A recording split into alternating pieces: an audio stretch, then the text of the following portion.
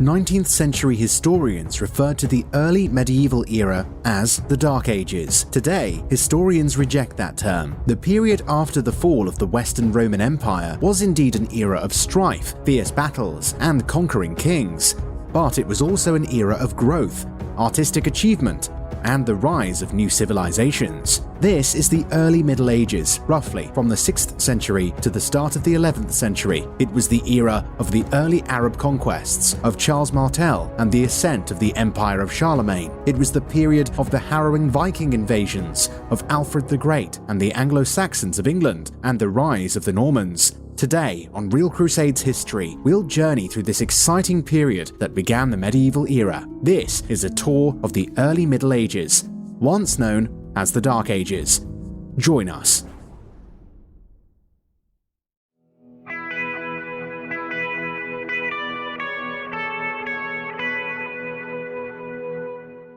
Within a century of the Christian conversion of the Roman Emperor Constantine in AD 312, the Roman Empire had become thoroughly Christian.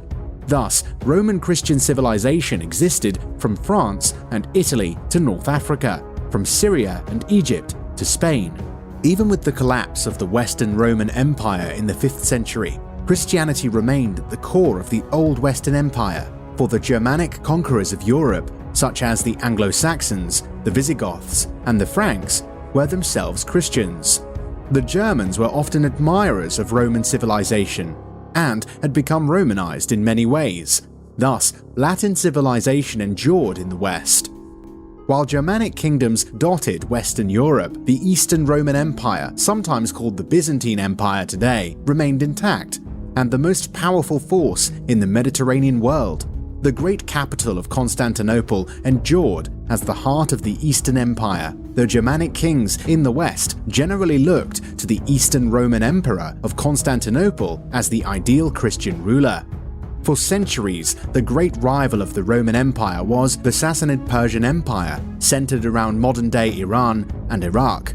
The two great powers fought their final and most devastating war at the start of the 7th century, from 602 to 628. This war saw the Persians press into the heart of the Eastern Roman world, devastating Egypt, the Levant, Mesopotamia, and even threatening the walls of Constantinople itself. The Roman, or Byzantine, Emperor Heraclius led a gallant but desperate defense and ultimately drove back the invasion. By the end of the war, both the Romans and the Persians had exhausted their human and material resources while achieving no territorial changes. By the end of the war with Persia, Christendom was vulnerable and weakened. The Eastern Roman Empire was fragmented and devastated. Most of the emerging Germanic Christian states in the West remained loosely organized and not yet fully formed. Government had collapsed in Italy so that the Pope himself had to act as ruler in Rome. Where mighty Greco-Roman civilization had once dominated the Mediterranean, a power vacuum lay in the wake of collapsing ancient civilization. Now, a new, unexpected power emerged. The desolate Arabian Peninsula had been regarded by the Romans and the Persians as a rugged, uncivilized frontier. Its Bedouin were hardy soldiers taught to ride from childhood, skilled with the sword and bow, and capable of traveling hard and surviving in the desert. They lived in tents, tended herds, and excelled in their one major art form, poetry. In the past, both the Romans and the Persians had employed Arab warriors as mercenaries, but neither imagined that they would soon dominate the greatest civilizations of the Mediterranean. The story of the rise of the Arabs begins with the preaching and prophecies of Muhammad in Mecca, an Arabian trading city. Muhammad stressed the oneness of God and the importance of man's submission to the divine. In 622, Muhammad relocated to Medina, where he became the city's ruler. Here, the organization of Muhammad's religious and political community took shape.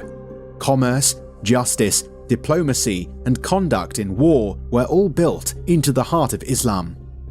By his death in 632, Muhammad's influence and authority had spread across the Arabian Peninsula. Islam was now the religion of the Arabs, and Muhammad envisioned its expansion throughout the world.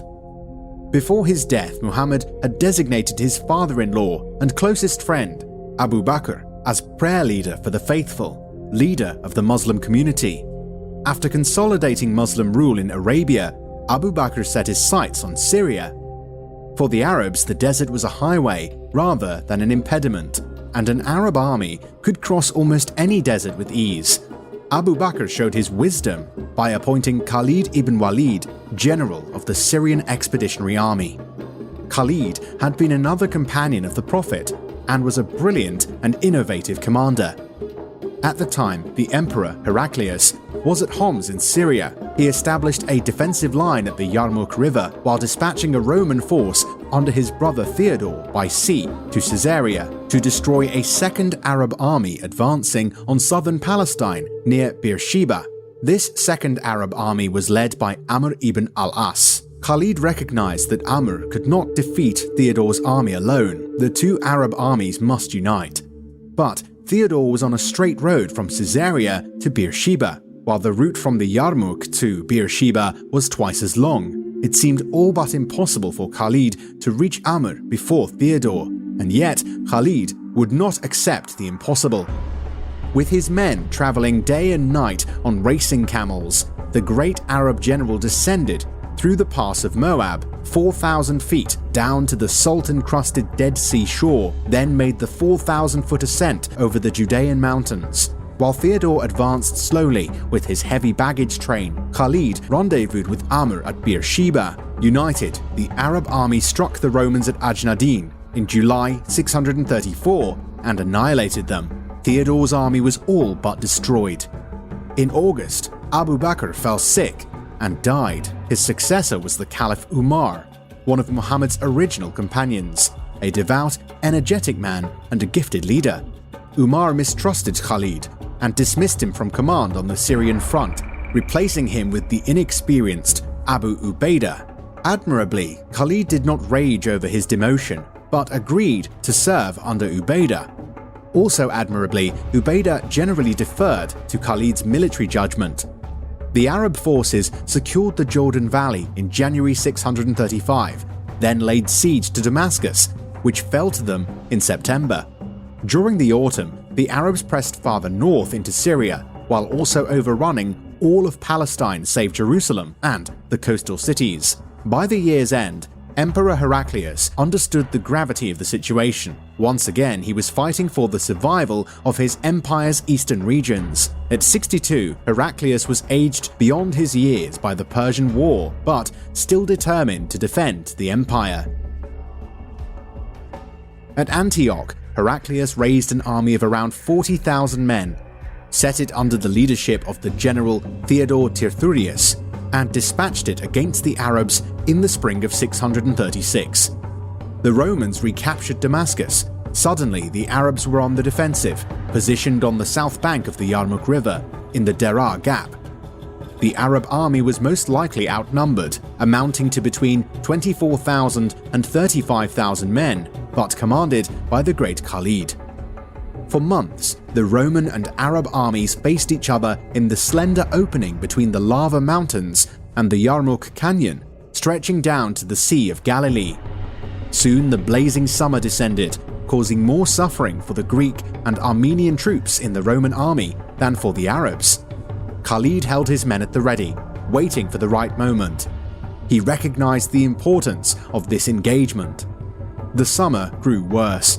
Vegetation died and the sun grew hotter. Finally, on August 20th, just before dawn, a burning wind swept up from the south, straight into the faces of the Roman army. For Khalid, this was a gift from heaven. He ordered the attack, and the Arabs charged forward amid the sandstorm. Immediately, Khalid seized the bridge over the Wadi al-Rukad behind the Roman lines, cutting off Theodore's avenue of retreat. The Roman army was destroyed. Theodore Teuthurius fell in the churning, fiery onslaught. Almost the whole of his army was slain. Heraclius had spent a year raising funds to assemble this force to protect Syria. Now, amid the blazing August heat, it was all gone.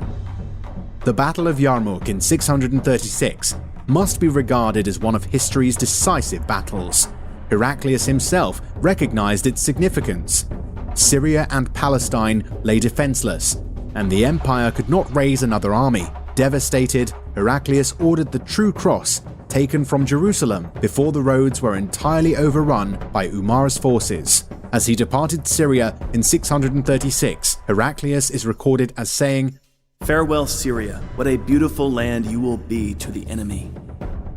In Mecca, Umar sat in his mud brick hut adjoining the mosque and received the fifth of the Syrian booty that, by the Prophet's law, went to the commander of the faithful. All this wealth meant little to Umar, who was far more concerned to continue the conquest. In late 636, he dispatched an army of 30,000 to invade the Persian Empire. It was scarcely 3 years since the death of Muhammad, and already the Arabs had utterly defeated the Eastern Roman Empire in one of its key provinces, and begun the conquest of the Persian Empire. Mesopotamia, modern-day Iraq, Syria, and Palestine were all under Arab control. By late 637, only Jerusalem and Caesarea held out against Umar's armies.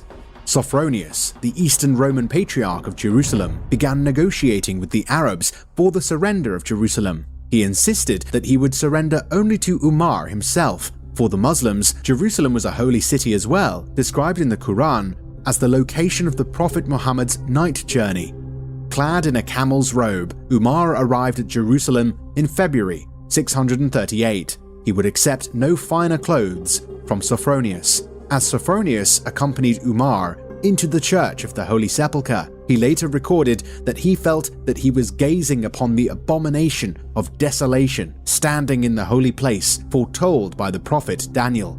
This was not the last time that medieval Christians would cast their interaction with Muslims in biblical terms. For Sophronius and many other churchmen over the coming centuries, they would describe the Muslims, sometimes called Saracens, as akin to the Old Testament opponents of the Israelites. By 641, Heraclius was dead. The Arabs continued their rapid progress. In 639, they attacked Egypt, and by 640, Alexandria had fallen. By 646, all of Egypt was under Arab rule. By 654, their armies had completed the conquest of Persia, sweeping aside the last remnants of the 1200-year-old Zoroastrian monarchy. Between 647 and 709, the Arabs pressed beyond Egypt to conquer the Maghreb, West and North Africa, another ancient and important territory of the old Roman Empire. In 711, Tariq ibn Ziyad defeated the Visigothic king Roderick of Spain at the Battle of Guadalete and brought almost the whole of the Iberian Peninsula under Arab rule. In scarcely a century, the Rashidun and Umayyad caliphates had conquered the wealthiest, most cultured, and oldest portions of the Roman Empire. It's difficult to overstate the importance of the early Arab conquests. Within a century, the old Roman world had been utterly transformed, and by AD 750, the Mediterranean could essentially be described as an Islamic lake. The Arabs gained control of the oldest cultural, political, and religious centers in the Roman Empire: Antioch, Damascus, Jerusalem, Alexandria. Among the most important cities of early Christianity were now ruled by the Arabs. The Eastern Roman Empire, often called the Byzantine Empire at this phase, was reduced mostly to Asia Minor and Greece, with a few holdings left in southern Italy. The Byzantine Empire remained the most powerful Christian state throughout the early Middle Ages, but it was now a beleaguered empire on the defensive. Aside from Byzantium, all that remained of the old Christian world was the city of Rome itself, and Italy, as well as Western and Northern Europe, the provincial backwater and/or turbulent frontier of the old Roman Empire. Germania, Gaul, and Britain had never been the cultural or political centers of the Roman world, but now this was the bulk of what remained of Christendom. Over time, these regions would grow to be the center of a new and dynamic civilization. We can see how the early Arab conquests created the conditions for the emergence of a new Christendom. Rome, in many ways, now stood alone, with the Pope emerging as a figure of enduring leadership that would come to define the Latin Christian world. the Pope nurtured a strong relationship with the Frankish kings of Gaul.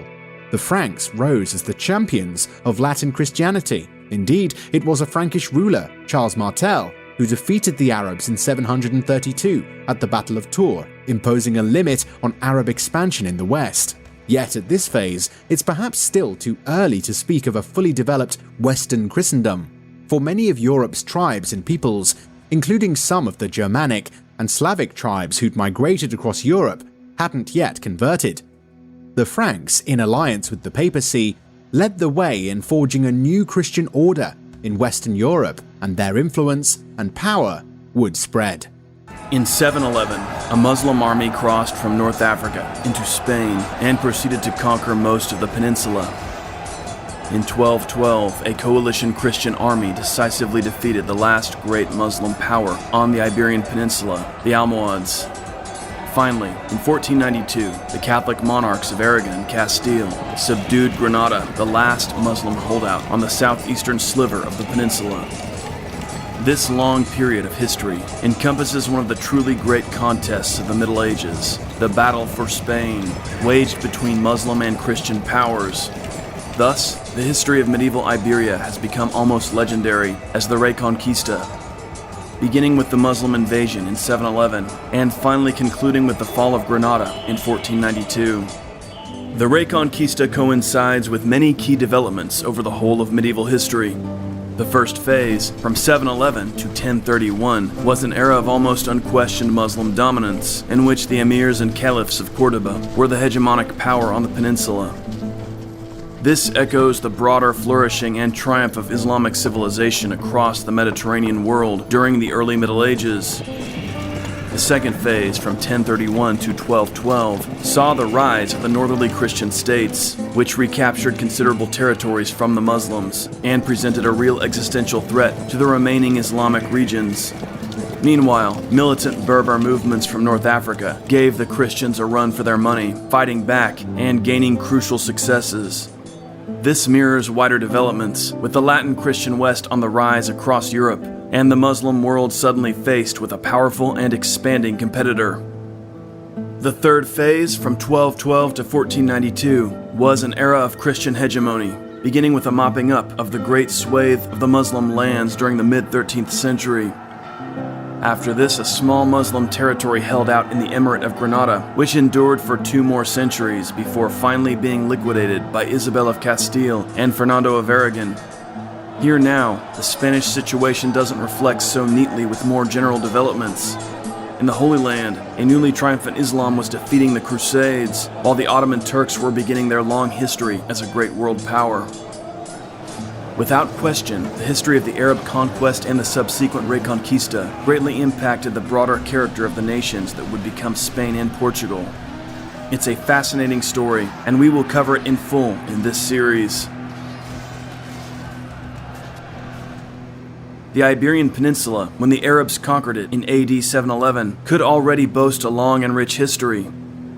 Saint Isidore of Sevilla, one of the most influential figures of the early medieval church and a giant of Visigothic literature, wrote in AD 624, "Of all the lands from the west to the Indies, you, Spain, O sacred and always fortunate mother of princes and peoples, are the most beautiful. Rightly are you now the queen of all provinces, from which not only the west but also the east borrows its shining lights. You are the pride and the ornament of the world, the most illustrious part of the earth, in which the Gothic people are gloriously prolific, rejoicing much and flourishing greatly.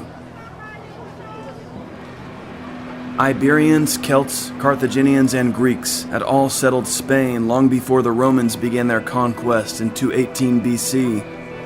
The Roman impact proved enduring. Spain became Latin in its language, law, and culture. During the days of the Roman peace, a massive network of roads was established and the economy flourished. This resulted in a thriving urban civilization. With Romanization came Christianization. The religion of Christ came to dominate Spain in the late Roman era and would endure as a powerful force from then on. At the start of the century, Vandals, Alans, and Suevi occupied the south, west, and north, visiting war and destruction on the Hispano-Romans, who seemed incapable of defending themselves. By the century's end, the Visigoths, the most vigorous of the Germanic tribes to enter Spain, settled in Old Castile, where their legacy has echoed ever since in the local genetics, language, and place names.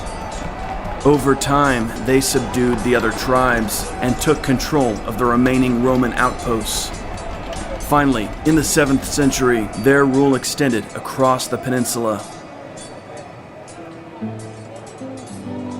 The great failure of the Visigoths was their inability to establish a hereditary succession. Civil war was a constant feature of their rule and played a key role in the rather rapid collapse of the kingdom to the Muslim invaders. The Visigoths remained a minority of perhaps 200,000 to 300,000, ruling over a Hispano-Roman population of some 6 to 9 million. Under such conditions, the conquered exerted considerable influence over the conqueror. The Germanic Visigoths, who admired Roman civilization, became thoroughly Latinized. Visigothic kings emulated the old Roman emperors, and the Visigothic chieftains took on the role of Hispano-Roman aristocrats. The persistence of the term Hispania for the region, rather than a Germanic name, is testimony to the enduring Latin influence. Most Visigoths became peasant farmers in the Upper Duero Valley, using old Germanic names like Alfonso and Fernando, singing their epic poems and maintaining their customary laws. In other places, Roman systems endured virtually unchanged. However, Muslim and Vandal piracy broke down the ancient Mediterranean trade routes, and the Visigothic kings found it difficult to unify their subject peoples. During this period, a claim to Visigothic blood was a marker of high status and also highlighted social divisions. The most troublesome obstacle to Visigothic rule in the peninsula was religion. The Visigoths were Arians, and the vast majority of their subjects followed the Orthodox Catholic Rite of Rome. The issue was finally resolved in 587, when the Visigothic king announced his conversion to Catholicism. At the death of King Regisvinth in 672, Visigothic Spain was at the height of its development. The peninsula was united, religious conflict had been overcome, and cultural achievements were higher than those of any other post-Roman Germanic successor state. Yet, the government still grappled with essential weaknesses. Previous kings had tried but failed to make the monarchy hereditary. The crown remained elective, encouraging rebellion and feuding among the nobles. After the death of Regisvinth, the bishops and magnates were eager to prevent the late king's family from making a bid for the throne, and so they gathered immediately for an election.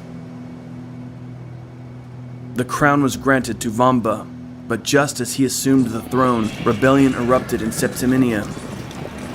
The new king dispatched Duke Paul to quell the uprising, but the Duke instead made common cause with the rebels and proclaimed himself king. Vamba was dealing with a Basque revolt in the north when he heard of Duke Paul's betrayal. At once he moved on Septimania and succeeded in defeating the Duke, who was condemned to lifelong imprisonment. Vamba's success had almost been thwarted by the old bane of Spain's Visigothic kings, a difficulty in raising troops. The nobles were often reluctant or downright hostile to supporting their king in the field, and the peasants were disinterested in the endless civil wars. To remedy the situation, Vamba decreed that all nobles, freemen, and clergy were bound by law to answer a summons from the king. This was the revival of an old custom, but it was greatly resented by the clergy as well as the nobility. Vamba had shown impressive energy during his reign, which ended abruptly in 680 when the king fell ill. The courtiers assumed he was dying. In keeping with Visigothic custom, Julian, Bishop of Toledo, tonsured the king and clothed him in penitential garb. Some sources describe the whole affair as a plot hatched by Bishop Julian and Ervig, a grandnephew of the late King Kindisvinth. Vamba recovered and found himself legally deprived of the right to rule, and so he renounced the throne to Ervig. Ervig's crowning was not accepted by the whole of the Visigothic elite. To combat doubts about his legitimacy, he summoned a council in Toledo in 681 under Bishop Julian. The council released all of the Spanish magnates from their obligations to Vamba. Ervig tried to neutralize any remaining resistance by marrying his daughter to Vamba's nephew, Ekika, whom Ervig named as his successor. But no sooner had Ervig died, but Ekika repudiated Ervig's daughter and renounced his alliance with the late king's family. He then set about punishing all those that he suspected of treachery, hardening resistance among Ervig's faction. Egika made a bid to secure his own family as the monarchy's hereditary bloodline. He named his son Witiza his heir and promoted his family to key power positions. This aroused resentment, which was compounded when Witiza proved a poor ruler concerned primarily with carrying on affairs with women. We can see then how the Visigothic monarchy, in its final years, was in a truly poor state. The chronic factionalism and civil conflict culminated with the disastrous reign of Witiza. This vindictive, hedonistic, and ineffective king's rule came to an end in 710. The next year, North African armies would destroy completely the Visigothic state. The story of how all this came about makes for one of the most intriguing and confusing chapters in Spanish history. Witiza, king of Visigothic Spain, died in 710, having spent much of his reign attempting to solidify a hereditary monarchy. His son, Aquila, was proclaimed king in the northeast, but most of the nobles opposed this. Witiza's opponents controlled the royal city of Toledo, and they recognized Roderick, grandson of the late King Kindisfin, as the new monarch of the Visigothic realm. Witiza's faction seemed defeated, but rather than accept the situation and recognize Roderick, they attempted to find another route to the throne. One strategy they employed was dispatching messengers to the Muslims of Africa, asking for assistance in staging a rebellion. For centuries, the enigmatic Count Julian has figured prominently in accounts of the Arab conquest of Spain. His exact identity remains mysterious. Arab chronicles of the events mention him, but Christian accounts do not. Various modern writers have identified him as a Byzantine exarch governing Ceuta on the coast of North Africa, as a Christian Berber who defended Tangier against the Arabs, or as a Gothic nobleman with lands on the Spanish side of the Straits of Gibraltar. None of these can be confirmed or entirely discounted. The Arab chroniclers identify him as an opponent of the last Visigothic king of Spain, Roderick. They claim that the Count's opposition began after his daughter was ravished by the king. Thus, Julian contacted the Muslims of North Africa and plotted with them to overthrow the Visigoths. Regardless of the truth of this backstory, the Iberian Peninsula was naturally attractive to the long triumphant Arabs. Having so rapidly expanded across North Africa, Spain was a logical destination for Islam. With their numbers bolstered by the newly converted Berbers, the Muslims of the Maghreb were in a powerful position. Count Julian may have defended Tangier from them in 708, only to be forced to acknowledge their overlordship in 709. That same year, Julian apparently conducted a reconnaissance of the Spanish mainland, reporting back to the Arabs that the peninsula was poorly defended and beset by civil conflict. Whatever the case, North Africa's Muslim governor, Musa ibn Nusayr, consulted the Caliph of Damascus on the idea of an invasion. The Caliph recommended caution. Musa assigned Tarif ibn Maluk to conduct an exploratory expedition. In July 710, Tarif led 400 men across the Straits of Gibraltar. They landed on the coast of Tarifa, which to this day bears his name. After raiding Algeciras, Tarif crossed back to Africa with considerable booty and a promising report. Musa wanted to learn more. After some months, he organized a far larger expeditionary force of 7,000, led this time by Tariq ibn Ziyad. Between April 27 and 28 of 711, Tariq landed on the Rock of Gibraltar, which he gave his name. At the time, Roderick, king of the Visigoths, was campaigning in Basque territory.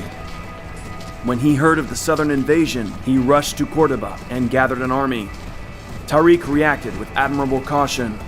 Rather than press inland and expose his army to attack, he remained at Algeciras. Reinforcements arrived from Africa, increasing his army to a total of around 12,000 troops.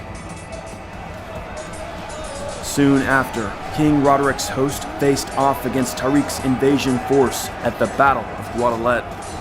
The date was July 19, 711. Roderick had the numerical advantage, but his coalition was not sound. Sispert and Oppas, members of Witiza's faction, commanded the wings of Roderick's army, and during the battle, they pulled back and retired, leaving Roderick's center to face the Muslims alone. According to some sources, Sispert and Oppas were in contact with Tariq and planned this betrayal ahead of time. The Visigoths were entirely routed. Roderick himself was lost in the fighting. Afterward, the Muslims found the fallen king's white steed, adorned with a golden saddle, studded with rubies and emeralds. The battle-hardened Berbers fought with unity and undaunted spirit. For Tariq, the victory was total. By this single battle alone, the Visigothic monarchy was essentially wiped out. Witiza's sons were mistaken if they believed their betrayal would gain them the throne. Islam had triumphed, and with it, a new order arose. Tariq understood that he had smashed the head of the Visigothic establishment. His mission, originally meant as a reconnaissance, was now poised to capture Spain. This was one of the truly great victories in the history of Islam. The fractured state of the Visigothic monarchy left little institutional strength to resist the Arab invaders. With Roderick dead, the fragile state all but collapsed, and the Muslims were able to expand their control of the peninsula fairly quickly. Near Écija, Tariq defeated the remnants of the Visigothic army, then dispatched forces to seize Córdoba and to ravage and plunder the territories around Granada and Malaga. He then marched on Toledo, where much of the citizenry, including the archbishop, had fled in a panic. At his arrival, he encountered no significant opposition, and Toledo passed into Muslim hands. The Arab sources provide elaborate descriptions of all the wealth and gold found by Tariq's men in the city. Included among the booty was an ancient solid gold table, ornamented with jewels, reported to have once adorned the Temple of Solomon. The chronicler, Ibn Abd al-Hakam, describes the scene. The table was valued at 200,000 dinars because of its precious stones. Tariq took all the jewels, armor, gold, silver, and plate he found there, and besides that acquired wealth such as had not been seen before. The local Hispano-Roman population, demoralized by long years of Visigothic infighting, offered little resistance, as Berber contingents subdued the countryside. Tariq rewarded Witiza's sons by granting them their ancestral estates. Other Visigothic nobles sought similar deals. In the past, the Visigothic nobility had frequently feuded over the crown, and the kingdom lacked the structure for regional resistance to a determined invader. Thus, the nobles mostly did what they'd done in the past, tried to cut deals, grasping at what they could of the spoils after disaster. Except this time, they made deals with the Arab conquerors, rather than with a rival ruling dynasty. Now, when it was too late, the chronic ailments of the Visigothic state were all too obvious. Meanwhile, back in North Africa, Musa was enraged by Tariq's success. He dispatched a mission of reconnaissance, not conquest, and he viewed Tariq's subjugation of Spain as an act of defiance. He feared the Berber chieftain would try to set himself up as Spain's independent ruler. This was a dark omen, forecasting centuries of internal conflict among Spain's Muslim powers, which would endure until the last emirs were defeated in the 15th century. Assembling an army of 18,000 Arabs, Musa crossed the Straits of Gibraltar in June of 712, arriving at Algeciras. Immediately, he targeted towns that Tariq had bypassed. Sevilla fell to him after a siege of several months. He then pressed on to Merida, where he encountered fierce resistance from Visigothic nobles. The Visigoths held out through the winter, but finally surrendered in June of 713. A Visigothic nobleman called Duke Theodomir agreed to terms with Musa. The details of their agreement have survived, shedding light on similar deals struck between Visigothic elites and the Muslim conquerors. Musa granted Theodomir rule over his duchy, promising not to harm his subjects or their churches. In return, Theodomir and his followers were not to harm the Muslims or help their enemies or harbor fugitives. Theodomir agreed to pay an annual tribute. Finally, Musa moved on Toledo. Near Talavera, he encountered Tariq, whom he struck on the head with his riding crop, upbraiding him for greed, rebelliousness, and disobedience. It must have been unsettling to many of the troops to witness the public humiliation of Spain's great conqueror at the hands of his overlord. And yet, Musa and Tariq seemed to set aside their differences. They settled together in Toledo and dispatched messengers to the Caliph in Damascus to inform him of the miraculous conquest of Spain. In 714, Musa was in Zaragoza, consolidating Muslim control of the region, when he received a summons from the Caliph. He was to report to Damascus at once. Musa may have been unnerved by such a command, but he dared not disobey. That summer, he left his son Abd al-Aziz to govern Spain and made the journey across North Africa. Wearing golden crowns and bearing an immensity of booty and slaves from Spain, Musa and Tariq arrived at the great Muslim capital. There, the Caliph stripped Musa of his honors, charging him with corruption. The Caliph was so enraged, he nearly had Musa crucified, but he settled instead with fining the unfortunate governor heavily. Neither of Spain's Muslim conquerors would ever again see their cherished prize. Both would die in Syria, in obscurity, a strange end for the men who'd achieved one of the truly outstanding triumphs in the history of Islam.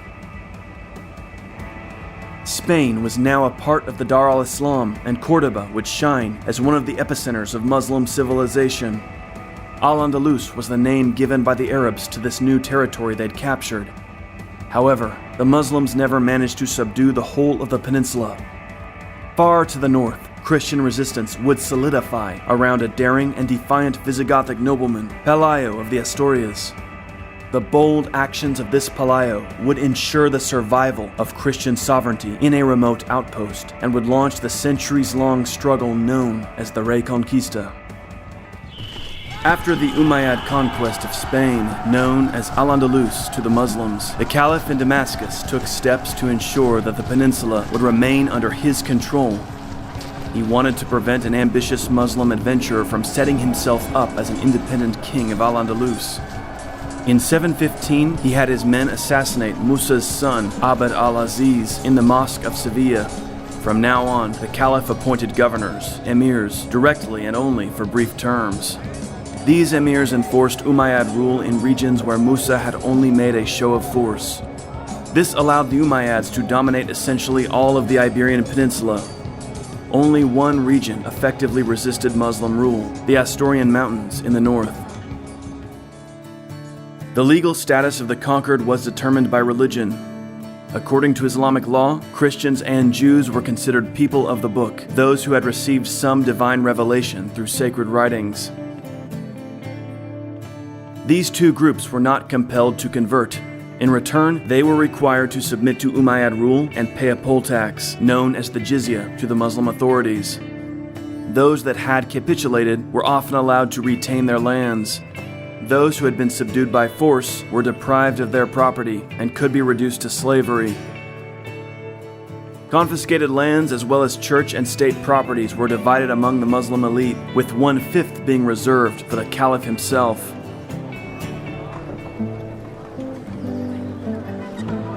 Christians subject to Muslim rule began to adopt some of the customs of the Arabs.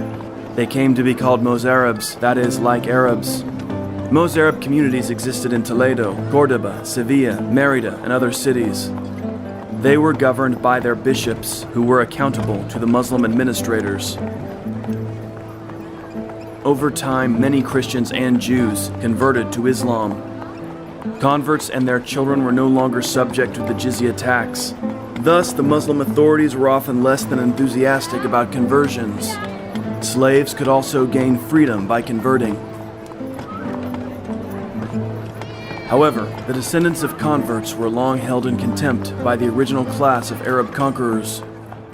For many years, only those related to the first Muslim settlers were eligible for the highest positions in society and government.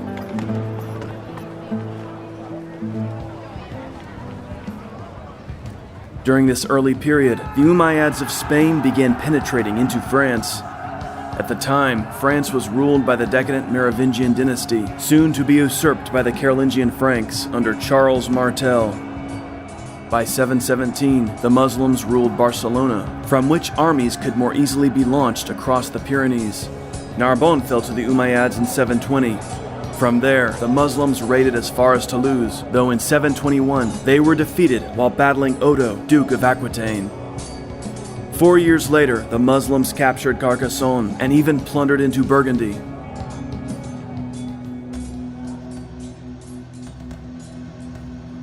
From the days of Tariq and Musa, Muslim garrisons held fortresses in the upper reaches of the Iberian Peninsula.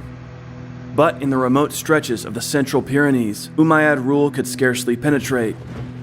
Amid the crags of the northwest, Christian rebels congregated. These were Visigoths fleeing Umayyad domination, as well as the mountaineers of Cantabria and Galicia.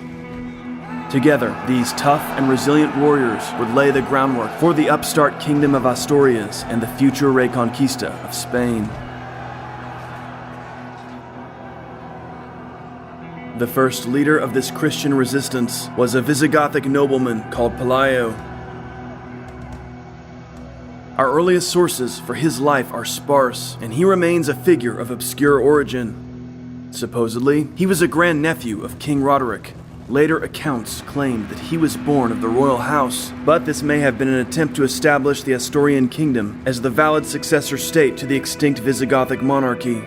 More than likely, Pelayo was simply a motivated and daring nobleman who threw up the banner of rebellion and rallied a band of Christian warriors to his cause. An account of Pelayo's uprising comes to us from a late source, the 9th century chronicle of Alfonso III. The chronicle describes Pelayo as the sword-bearer of the Visigothic kings.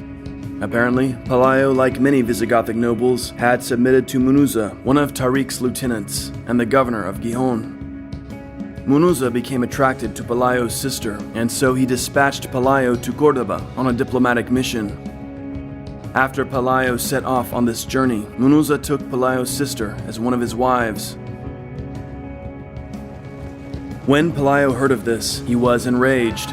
At once, he renounced his submission to the Umayyads, gathered a band of rebels around himself, and struck off into the mountains to launch a resistance. Since it comes to us from a later account, this story cannot be confirmed, nor entirely discounted. Historians have often noted that it seems too good a tale to be true, and if it is not entirely legendary, it might contain later embellishments. But then again, if we were to discover one day that the tale was indeed based in fact, it wouldn't be the first legend that surprised us for being factual. What history does confirm is that sometime in the first years after the Arab conquest, Pelayo launched a Christian rebellion in the Asturian mountains, and the Umayyads took actions to crush him. The emir launched an expeditionary force to the north, led by the general Alcama, accompanied by Bishop Oppas of Sevilla, one of the Visigoths who betrayed Roderick at the Battle of Guadalete. The Chronicle of Alfonso III provides details of the encounter, though our understanding of the battle that followed remains obscure.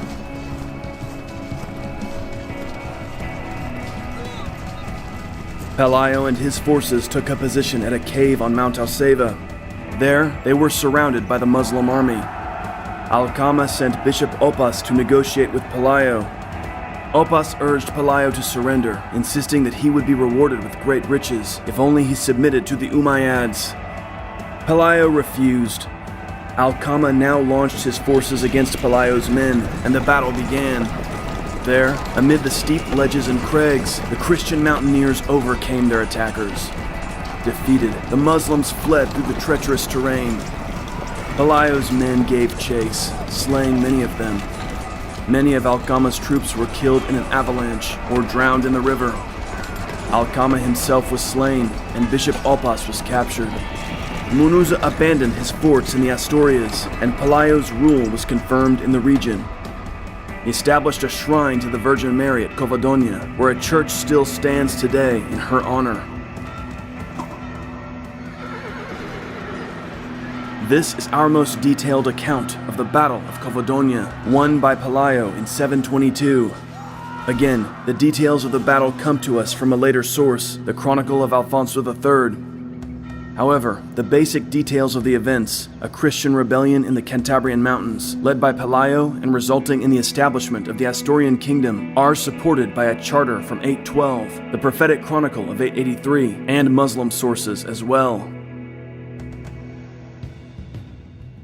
Ibn Hayyan tells us that the Christians of Spain did not resist the Umayyads until stirred up by, quote, a despicable barbarian named Pelai, who fled with his followers to a high mountain where they fed on wild honey. Isa ibn Ahmad al-Rasi gives virtually the same account, and there are other Muslim authors who describe similar events.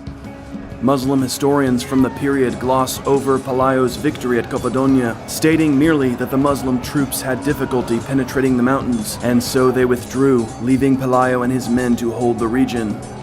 One Muslim chronicler dismisses Pelayo's rebellion as insignificant, writing, "What are 30 barbarians perched on a rock? They must inevitably die." In hindsight, this dismissal strikes us as foolish. Not only would Pelayo survive, but his kingdom would expand and in time drive the Muslims out of Spain entirely. And yet, we can understand how the Muslim chroniclers of the early period would hold these Christian upstarts in contempt. The Umayyad emirs of Cordoba scarcely thought it worth their time to take note of this tiny Christian principality in the mountainous north. Pelayo's victory at Coppedonia had been a setback, but a minor one only. By the close of the 8th century, the Muslims dominated the vast sweep of Spain, and Pelayo's heirs in the Asturias still seemed unimportant. To the east of Pelayo's lands, one Duke Pedro ruled Cantabria. His son, Alfonso, married Pelayo's daughter, Ermesinda, uniting the two realms. Civil war among the Umayyads prompted the Berbers to abandon the northern plains in 741. This allowed Pelayo's son-in-law, Alfonso I of Asturias, to drive southward as far as Coria. By 754, Alfonso captured all the towns abandoned by the Berber garrisons across the broad plains of the Duero, as far south as Salamanca, Avila, and Segovia, and as far east as Miranda de Ebro. However, Alfonso was concerned that he wouldn't be able to hold these towns in the event of a Muslim counterattack. And so, he devastated the region, burning all the fortifications and taking the local Christians back with him to his northern domain. Thus, Alfonso left to his south some hundreds of square miles of devastated territory.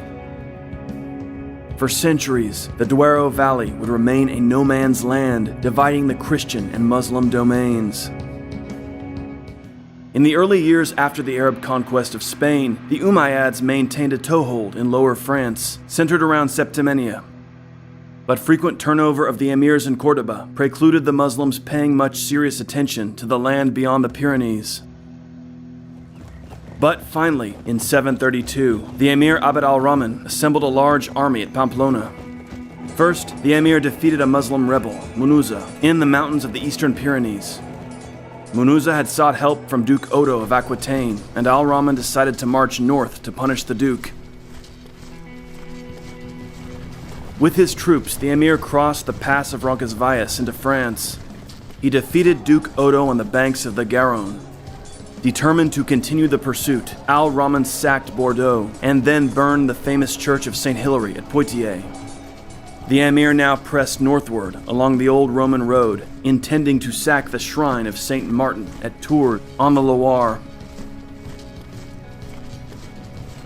While advancing on the road between Poitiers and Tours, al-Rahman came face to face with Charles Martel and his Franks. Charles was responding to a plea for assistance from Duke Odo. Martel was a veteran commander, and his warriors had honed their skills in years of campaigning. He was an opponent very much unlike the ill-disciplined Visigoths the Umayyads had faced in Spain. Our earliest accounts of the battle that raged that day between the Umayyads and the Franks come to us from the Mozarabic Chronicle of 754. It was written in Spain in the 2 decades following the events, and seems to have been based primarily on the testimonies of Muslim veterans from the campaign. This is the account given by the Chronicle. After each side had tormented the other for almost 7 days with raids, they finally prepared their battle lines and fought fiercely.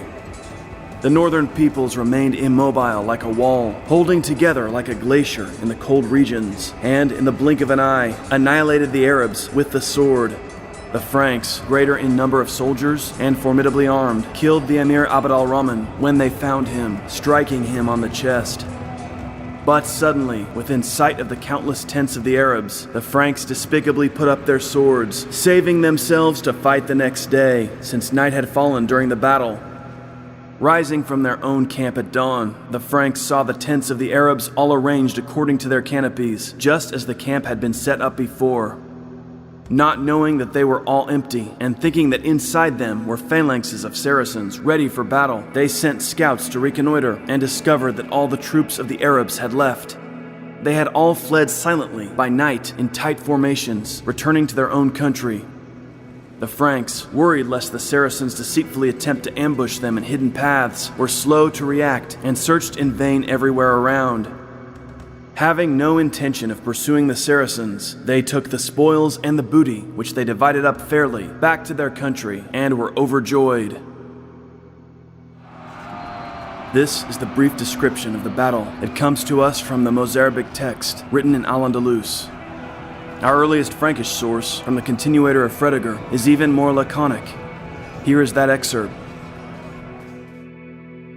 Prince Charles boldly deployed his troops against the Arabs, and, warrior that he is, fell upon them. With Christ's help, he pulled down their tents, rushing into battle to grind them to pieces. And when he had prostrated and killed their emir, Abd al-Rahman, he defeated their forces, and so he triumphed, a victor over his enemies. These two early accounts are brief, but they do provide us with crucial information about the battle. It's clear that the Franks were not employing cavalry in any great numbers. Charles Martel's force was composed mainly of infantry. He arrayed them in a strong shield wall on high ground with a river on their flank. Martel selected the terrain for his stand well, and the Mozarab author's image of a glacier is a powerful metaphor for a phalanx of warriors fighting on foot. The Mozarab Chronicle also makes it clear that the Franks were highly disciplined. For 7 days, Charles held his position, refusing to be drawn out by the skirmishing of the Arabs. Finally, when Al-Rahman launched his cavalry, an uphill attack, the Franks cut down and destroyed the Arab forces. Frankish discipline is also shown in their conduct after the battle. Far from being a sign of weakness, the hesitance of the Franks to pursue the defeated Arabs indicates a disciplined and experienced army. Given a little success, an ill-disciplined force is prone to break up and rush after plunder, only to be ambushed by a hidden detachment of their foes. Martel's men refrained from such recklessness. Only in the morning, when it was confirmed that the enemy had been destroyed, did Charles allow his troops to plunder the Muslim camp. Both accounts also agree that Al-Rahman was slain in the fighting. This points to the scope of the Frankish victory. This was a large-scale and serious defeat for the Umayyads. Even during the 8th century, Martel's victory at Tours became widely known and celebrated. Within a few years, in faraway Northumbria, the Venerable Bede had heard of the battle and remarked, "The Saracens, who had devastated Gaul, were punished for their perfidy." The Battle of Tours has long been the subject of intense study and discussion. On the one hand, it has been regarded as a key victory for Christendom over Islam, which prevented France from falling to the Muslim forces that had absorbed Spain. On the other hand, some commentators have argued that the Umayyad Caliphate had reached a natural limit in Spain and lacked the resources to dominate France. 2 years later, a Muslim army again ravaged the Rhone Valley, capturing Arles and Avignon. But Charles Martel again marched out and pushed them back into Narbonne. Martel and his troops then defeated an Arab relieving force dispatched from Spain. Nevertheless, the defeat of the Muslims at Tours in 732 effectively marked the end of large-scale Umayyad raids into France. It was clear that they would not be able to easily conquer or even continue raiding the region. Charles Martel and his Franks were a force to be reckoned with, and a serious deterrent to future Umayyad commanders. But also, the Muslims were short of manpower, since the North African and Spanish conquests had stretched their resources thin. Civil conflict within the Emirate of Cordoba would weaken Muslim rule in Septimania. Martel's son, Pepin the Short, captured Narbonne from the Umayyads in the 750s. With that, Muslim rule was extinguished in France, and the Franks were now positioned to push into northeastern Spain. Real Crusades history is teaming up with ChristianChannel.com. The Christian Channel provides the very best Christian content, supporting thousands of movies, children's programs, and other entertainment. The Christian Channel is also the home of Knights of the Cross, an upcoming live-action historical drama series about the Crusades, written by yours truly, J. Stephen Roberts. If you pre-order a subscription now to ChristianChannel.com using the promo code KNIGHTS, you'll get 10% off. Plus, your contribution will go straight toward funding Season 1 of the series. Click on the link down below for details. And don't forget to use the promo code KNIGHTS. In the middle of the 8th century, events in the wider Muslim world had a dramatic impact on Islamic rule in Spain. The Umayyad dynasty, which had ruled Islam since 661, was overthrown in 750 by the Abbasids, who ruthlessly hunted down their rivals. However, one Umayyad, Abd al-Rahman, grandson of the Caliph Hisham, escaped the Abbasid swords. He fled across North Africa and then established contacts with his family's partisans in Spain. By August 755, al-Rahman was assembling an army and preparing to establish his power on the Iberian Peninsula. However, the current governor of Al-Andalus, Yusuf, was on the verge of establishing himself as an independent ruler. He had no intention of surrendering power to al-Rahman. The decisive encounter came when al-Rahman marched with an army on Cordoba. The two Muslim rivals met in battle outside the city on May 15, 756. Yusuf's army was destroyed. Abd al-Rahman marched triumphant into Cordoba, where he proclaimed himself emir. The era of an independent emirate of Cordoba had begun. Over the next 30 years, Abd al-Rahman worked diligently to secure his position. He invited refugee Umayyads to Spain, showering them with favors. He organized an army of mercenaries loyal only to him. Initially, the Berbers supported him, but they eventually rebelled, becoming the chief anxiety of his reign. Berber guerrilla attacks would plague the emir until 776. During this period, the tiny Christian state of Asturias scarcely snagged the emir's notice. However, during this period, the Asturian kingdom developed both territorially and culturally. Christian refugees from the sprawling Muslim lands continued to trickle northward, growing the populations of Asturian villages. Abbots and monks arrived from the Muslim cities and settled as whole communities in Christian territory. The growing self-confidence of Asturias was manifested in Oviedo, where one Abbot Maximus founded an important monastery in 761. Far more dangerous to Cordoba's power were independent Muslim lords in their frontier fortresses, especially in the northeast. Governors in Zaragoza, Barcelona, and Girona had long tried to hold Cordoba's authority at bay. Now they could proclaim the emir as an unlawful rebel against the Abbasid Caliph. Abbasid agents approached Suleiman, ruler of Zaragoza, who agreed to collaborate with them. Seeking other allies to bolster his rejection of Umayyad dominion, Suleiman even appealed to one of the major Christian powers of the era, Charlemagne, king of the Franks. Suleiman traveled to Paderborn, where he promised to submit Zaragoza to Frankish overlordship. Charlemagne welcomed this appeal. His concerns lay chiefly in Germany and Italy, but this seemed to be an opportunity for a quick success and expansion of his own power. Assembling his army, the Frankish king prepared to march out against the Umayyads and secure Zaragoza for his new Abbasid ally. In May 778, the Frankish army marched south and crossed the Pyrenees. After occupying Pamplona, Charlemagne moved on Zaragoza, but the city gates remained closed to him. Husayn ibn Yahya, Suleiman's lieutenant left in charge of the city, reneged on Suleiman's terms and chose to resist the Franks. Although Charlemagne's army was not equipped for a long siege, the Franks did make an attempt on the city. Zaragoza held out. Charlemagne at last gave the order to withdraw, destroying Pamplona on his way back. On August 15, 778, Charlemagne's army was at Roncesvalles. Thick forests cover the jagged hillsides. So narrow was this pass that the Frankish army was strung out for miles in thin columns. From the ledges above, a force of Basques hid and watched. They waited until twilight, when the bulk of the army had moved through the pass, then fell upon the rearguard, peppering them with boulders and arrows. As the rearguard broke in confusion and was separated from the main army, the Basques rushed upon them. Though the Franks stood and fought fiercely, the Basques overwhelmed them. It was in this ambush that died Roland, lord of the Breton marches. Roland's heroism at this impossible moment would become the stuff of legend in European literature. By the time Charlemagne realized what had happened, it was over, and the Basques had vanished into the night. The epic Song of Roland records Charlemagne's lament over the loss of his friend and comrade. "My friend Roland, God lay your soul on flowers, in paradise with all the glorious host. You came to Spain with a cruel overlord. No day shall pass henceforth that I'll not mourn." Charlemagne's Iberian campaign was a rare disappointment in his long career of triumphs. Abd al-Rahman benefited the most from it.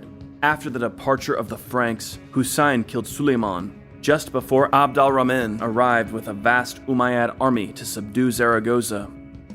Once the city fell, Husayn was dragged before the emir and executed for rebellion. Zaragoza became the emir of Cordoba's most important northern fortress. However, Frankish designs on the Iberian Peninsula continued. Charlemagne realized that progress on his southern border would require a bit more patience. He captured Girona from the Moors in 785. This was the first step in the Frankish advance toward Barcelona. 3 years later, in 788, Abd al-Rahman, emir of Cordoba, was dead. A ruler of remarkable energy and foresight, he succeeded in carving out an independent and powerful Umayyad Spain, despite Abbasid opposition. He also laid the groundwork for Cordoba's future glory as one of the jewels of the Muslim world, beginning work on the Great Mosque. Despite his success, he refused to take on the title of Caliph, and his successors would shrink from such an assertion for almost 200 years. For the time being, the Abbasid Caliph was commemorated in the Mosque of Cordoba. The new emir was al-Rahman's son, Hisham I, who took the throne in 788. Renowned for his piety and his charitable works, his reign was a period of general stability. A well-educated ruler, Hisham cooperated closely with the Malikite jurists, who adopted a rigorous approach to the Quran and law.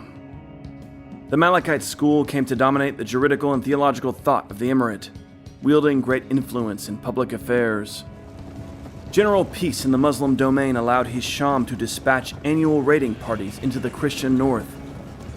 These raids were devastating to the rural, penurious Christian territory. Asturian forces were often hopelessly outmatched. Towns were left ruined, and thousands of Christians were taken as slaves into Umayyad territory. So overwhelming was Muslim military power at this time that the Asturian king, Ramurud, abdicated in favor of his cousin, Alfonso II, known to history as the Chaste.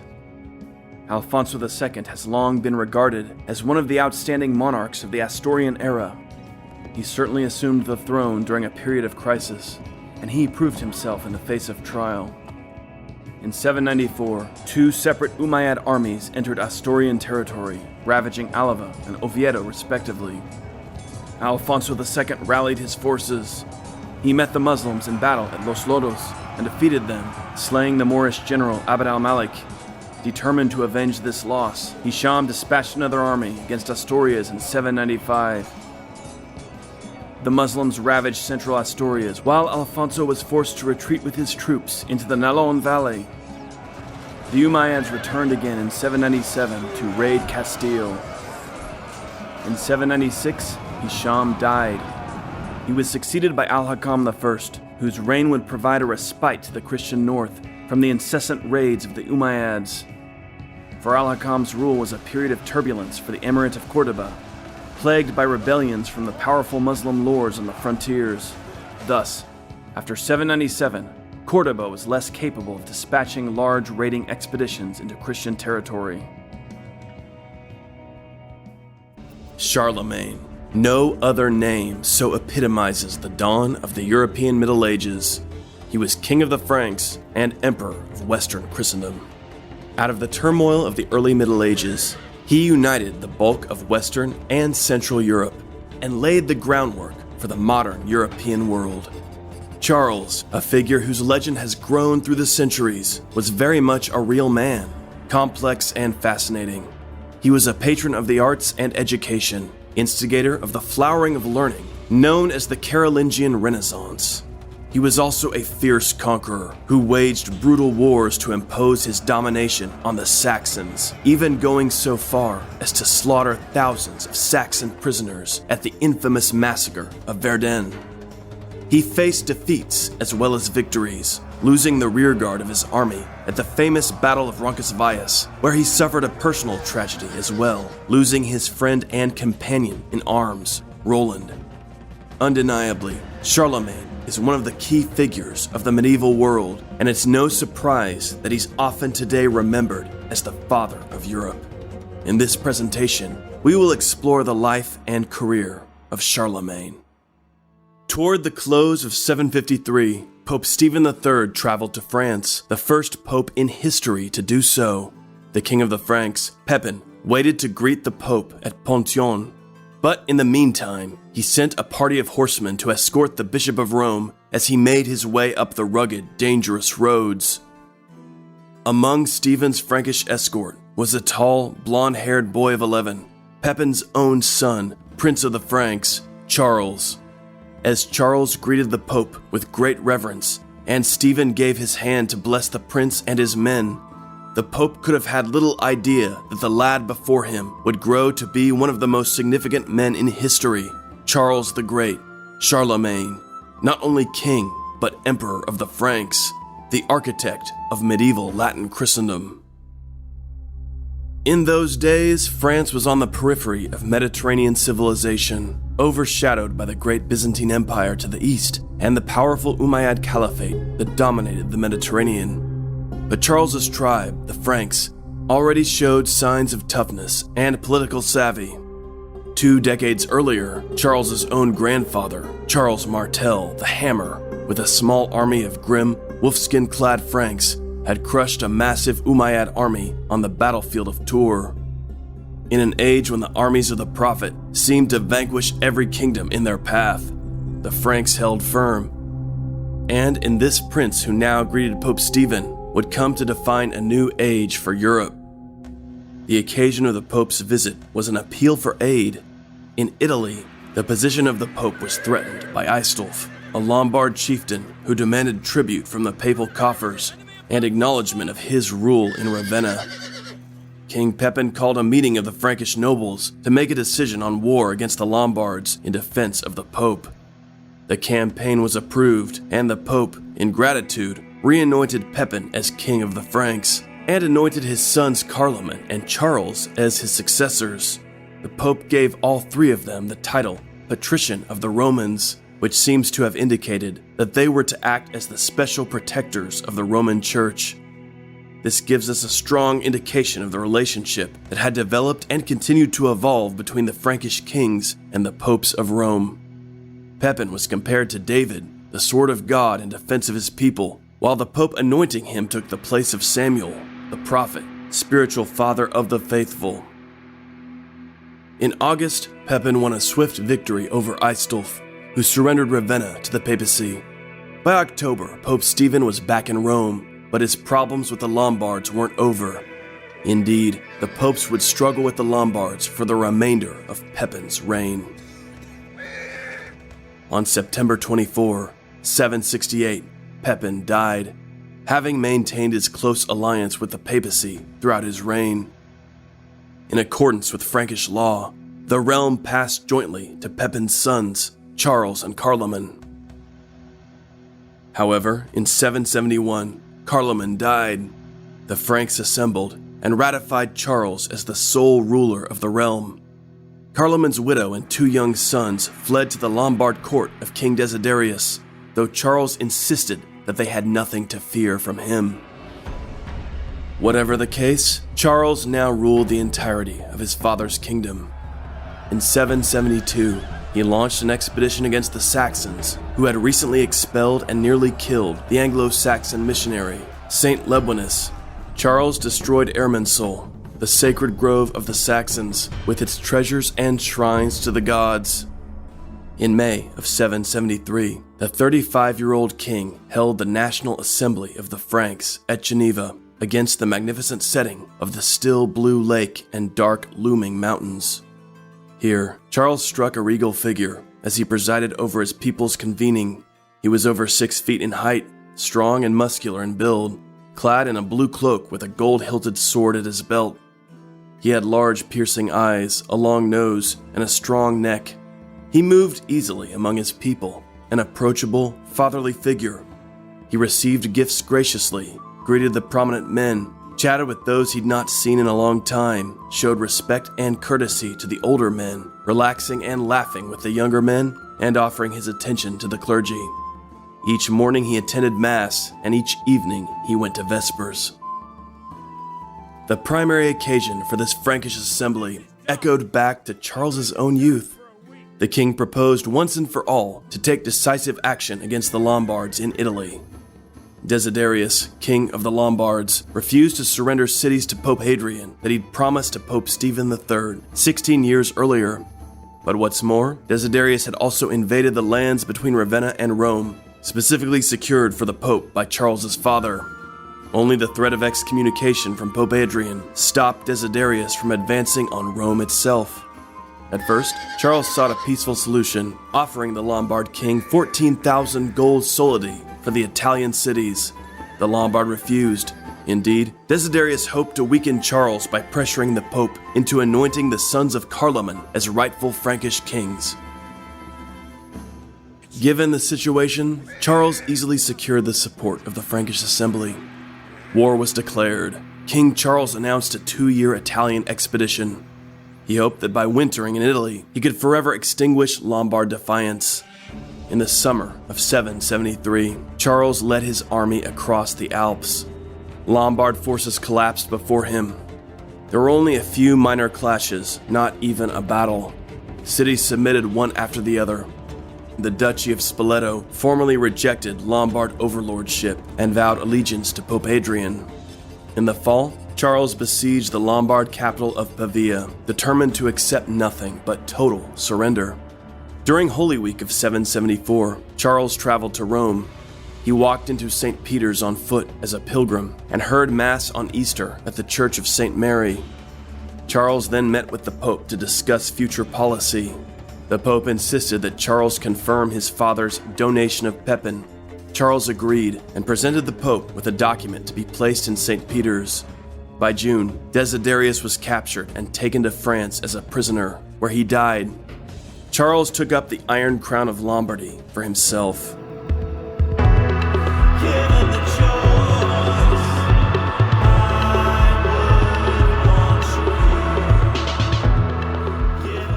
In the midst of this victory, dramatic reports arrived from Germany. Many of the Saxon nobles collaborated with Charlemagne, accepting rewards in return for helping maintain Frankish power in Saxon territory. However, some of the Saxon warrior class determined to resist the Frankish occupation. Leading this group was Wittikind, a Saxon chieftain who could not be bought off. Wittikind has become legendary for his resistance to Charlemagne's rule. The Saxons that dwelt between the Rhine and the Elbe rivers to the north of Cologne launched counter-invasions into Frankish territory, raiding the region extensively. The news greatly disturbed Charlemagne. The Royal Frankish Annals from 775 describe his reaction. While the king spent the winter at the villa of Querzy, he decided to attack the treacherous and treaty-breaking tribe of the Saxons, and to persist in the war until they were either defeated and forced to accept the Christian religion or entirely exterminated. Charles marched north at once. The Saxons fled before him, and he launched a counter-raid into Saxony. Members of this same Saxon tribe had long ago settled in England, becoming the Christian Anglo-Saxons. However, the Saxons in their ancestral home region of Germany remained strong in their traditional beliefs, pagan from the perspective of the Christians. In the winter of 775, Charles decided that he would put an end to his Saxon problem. He resolved to conquer all of Saxony and thereby secure his northeastern frontier. In 775, Charles invaded Saxony, penetrating from the Ruhr Valley across the Weser River close to Bremen. The Saxon chieftain, Wittekind, launched a surprise attack, but Charles defeated him and seized two important Saxon forts, or burgs. For 2 years, Charles returned annually to Saxony, meeting in assembly with the Saxon chieftains who swore loyalty to him, offering their property as surety. Many accepted baptism, but these conversions, made under duress to appease King Charles, often proved insincere. The Saxons would abandon the imposed religion of their conquerors as soon as the royal army withdrew and returned to their traditional belief system. Meanwhile, Wittekind refused to join in Charlemagne's assemblies and instead fled to Denmark, his wife's homeland. He intended to rally his people in resistance to Frankish domination. This is an early hint that the Viking Age of the 9th and 10th centuries, which saw many Scandinavian pagans invading Christian territory in Europe, may have been in some manner a reaction to Charlemagne's expansionism, though this idea is still controversial and widely debated among historians.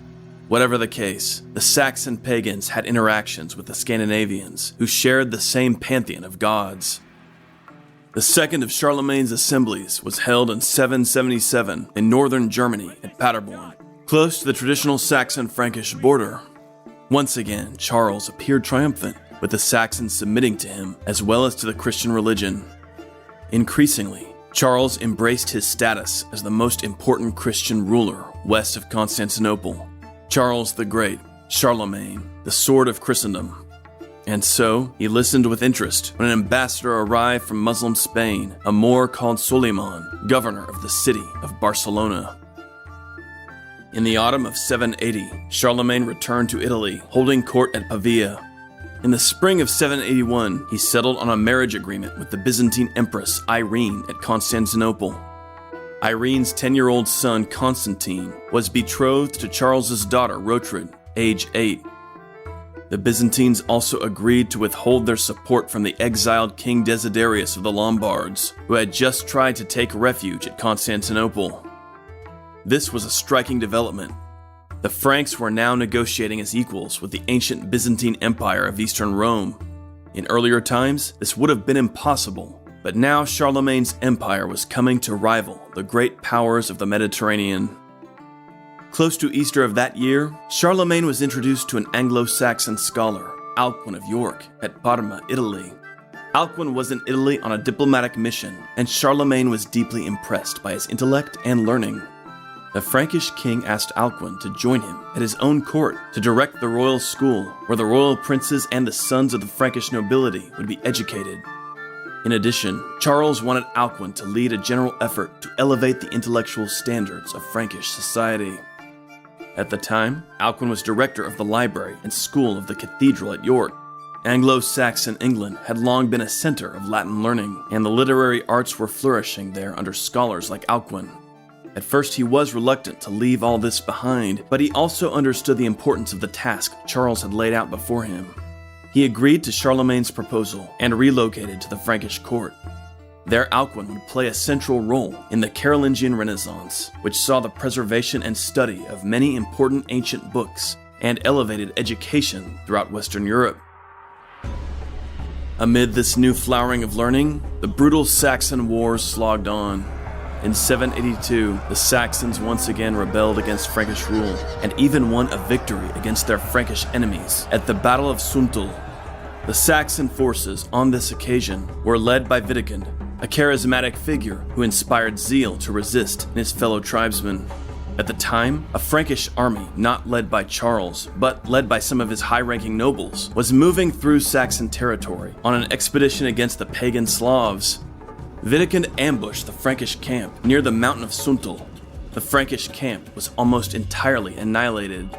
Meanwhile, a detachment of Frankish cavalry was out on patrol, and Wittekind managed to lure them into a trap, using his archers to mow down the Frankish horsemen.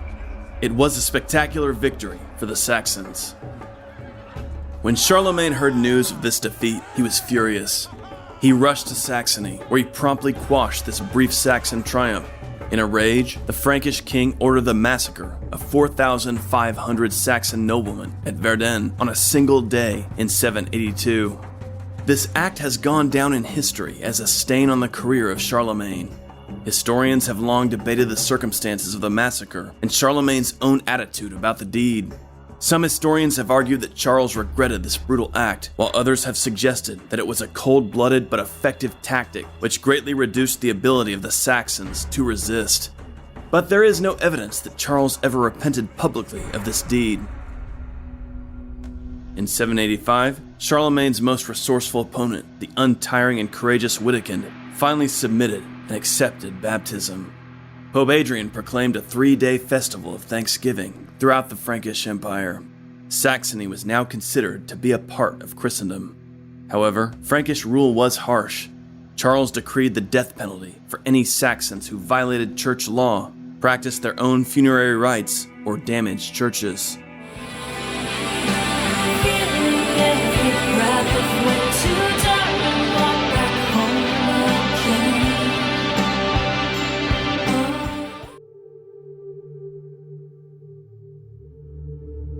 All the while, Charlemagne's empire consolidated its hold over other regions.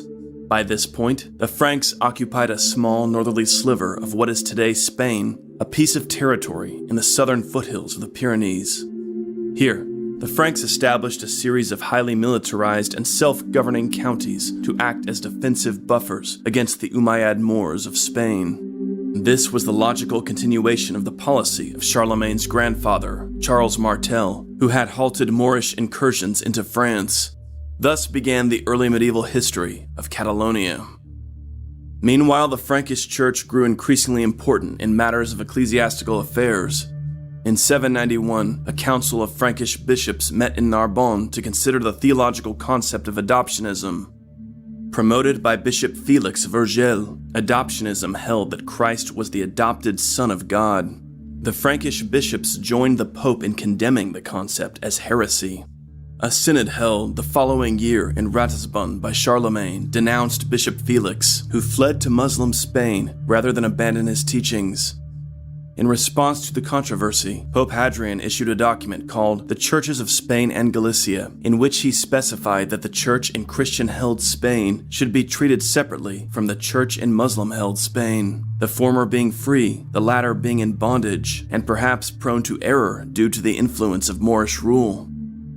As in Saxony, the Pope looked to the Franks as the ultimate key to the church's triumph in Spain. The Frankish outposts in Catalonia would be the first step toward an eventual Frankish conquest of the Emirate of Córdoba. However, the Umayyads weren't willing to let Catalonia go so easily. In 793, Hisham I, the new emir of Muslim Spain, launched a well-executed attack on the Frankish counties, driving right into the Pyrenees. Duke William Crookednose of Toulouse, one of Charlemagne's most celebrated commanders, suffered defeat in battle. The Umayyads sacked the region as far as Narbonne before withdrawing home loaded with booty. Hisham's death in 796 allowed Alfonso II, the Christian king of Asturias and northern Spain, to bounce back. In 797, Alfonso dispatched an embassy to Charlemagne, proposing an alliance between the Franks and the Christian kingdom of Asturias. Alfonso's men presented Charles with a beautifully embroidered tent captured from the Muslims. Charles expressed his support, though ultimately Spain never seemed to become a top priority for the Frankish king. In 798, Alfonso raided deep into Moorish territory as far as Lisbon and sent some of the booty to his Frankish ally. Alfonso's attitude toward the Franks further highlights how widely Charlemagne was recognized as the most important monarch in Western Christendom. By 798, his empire was sprawling. The whole of Saxony, west of the Elbe, was now firmly under his control. The Slavic tribes on his eastern border had been subdued and made tributary. Even the Avar horsemen of Hungary had been defeated and their leaders baptized. England, too, was now heavily influenced by Charles the Great, with Frankish churchmen being dispatched to participate in English councils. During this period, Pope Hadrian died, replaced by Pope Leo III in 795. Leo wasted no time encouraging Charles to continue his role as champion of the Roman Church. Charlemagne responded with a strong expression of agreement. "It is for us, in accordance with the help of divine goodness, outwardly to defend by force of arms the holy Church of Christ in all places from incursions of pagans and the ravages of infidels, and inwardly to fortify her with our confession of the Catholic faith." At Aachen, Charlemagne established his chief residence where the German and Frankish languages met. Here, the king built a new city and a lavish palace to serve as his royal capital. Already his legend was growing, and the idea that he would be a new emperor for Christendom began to take shape. A German poem from 799 describes him as father of Europe and likened him to Caesar Augustus. Paulinus of Aquileia described him as ruler of all Christians, and Alcuin habitually referred to him as a new David. Leo was not so competent as his predecessor. Pope Hadrian had hailed from the Roman aristocracy, and his political savvy allowed him to master the turbulent politics of central Italy. But Leo had been a humble clerk from the papal treasury. He was determined and pious, but not a natural leader. Certain factions of Rome's elite resented him as base-born, and even charged him with sexual impropriety. In April of 799, a nephew of the late Pope Hadrian, Pascal, and the papal bursar Campulus carried out a brutal plot against Leo III. While leading a procession through the street, a gang of men attacked Pope Leo. They threw him to the ground, stripped him, and attempted to blind him and cut out his tongue. The Pope was left lying bloody in the streets, while his unarmed attendants fled through the alleys of Rome. Pascal and Campulus's men dragged the injured Leo into the church of St. Sylvester, where they proclaimed him deposed and again slashed his eyes and tongue. He was then imprisoned in the Greek monastery of St. Erasmus. However, that night, the Pope's chamberlain Albinus snuck into the monastery and rescued the Pope by lowering him down the wall on a rope. Albinus had the Pope carried swiftly to St. Peter's, where it was discovered that Leo, despite his injuries, could still see and speak. Albinus and the Pope's allies rejoiced, certain that this was a miracle. The Duke of Spoleto, an agent of Charlemagne who provided a military force for the Pope, sent word of the attack to the King of the Franks. Charlemagne asked that Pope Leo be sent to him at Paderborn. Charles's son, Prince Pepin, and the Archbishop of Cologne accompanied the Pope on his journey until Charlemagne greeted him at Paderborn. Charles greeted the Pope warmly and promised to punish the conspirators behind the attack.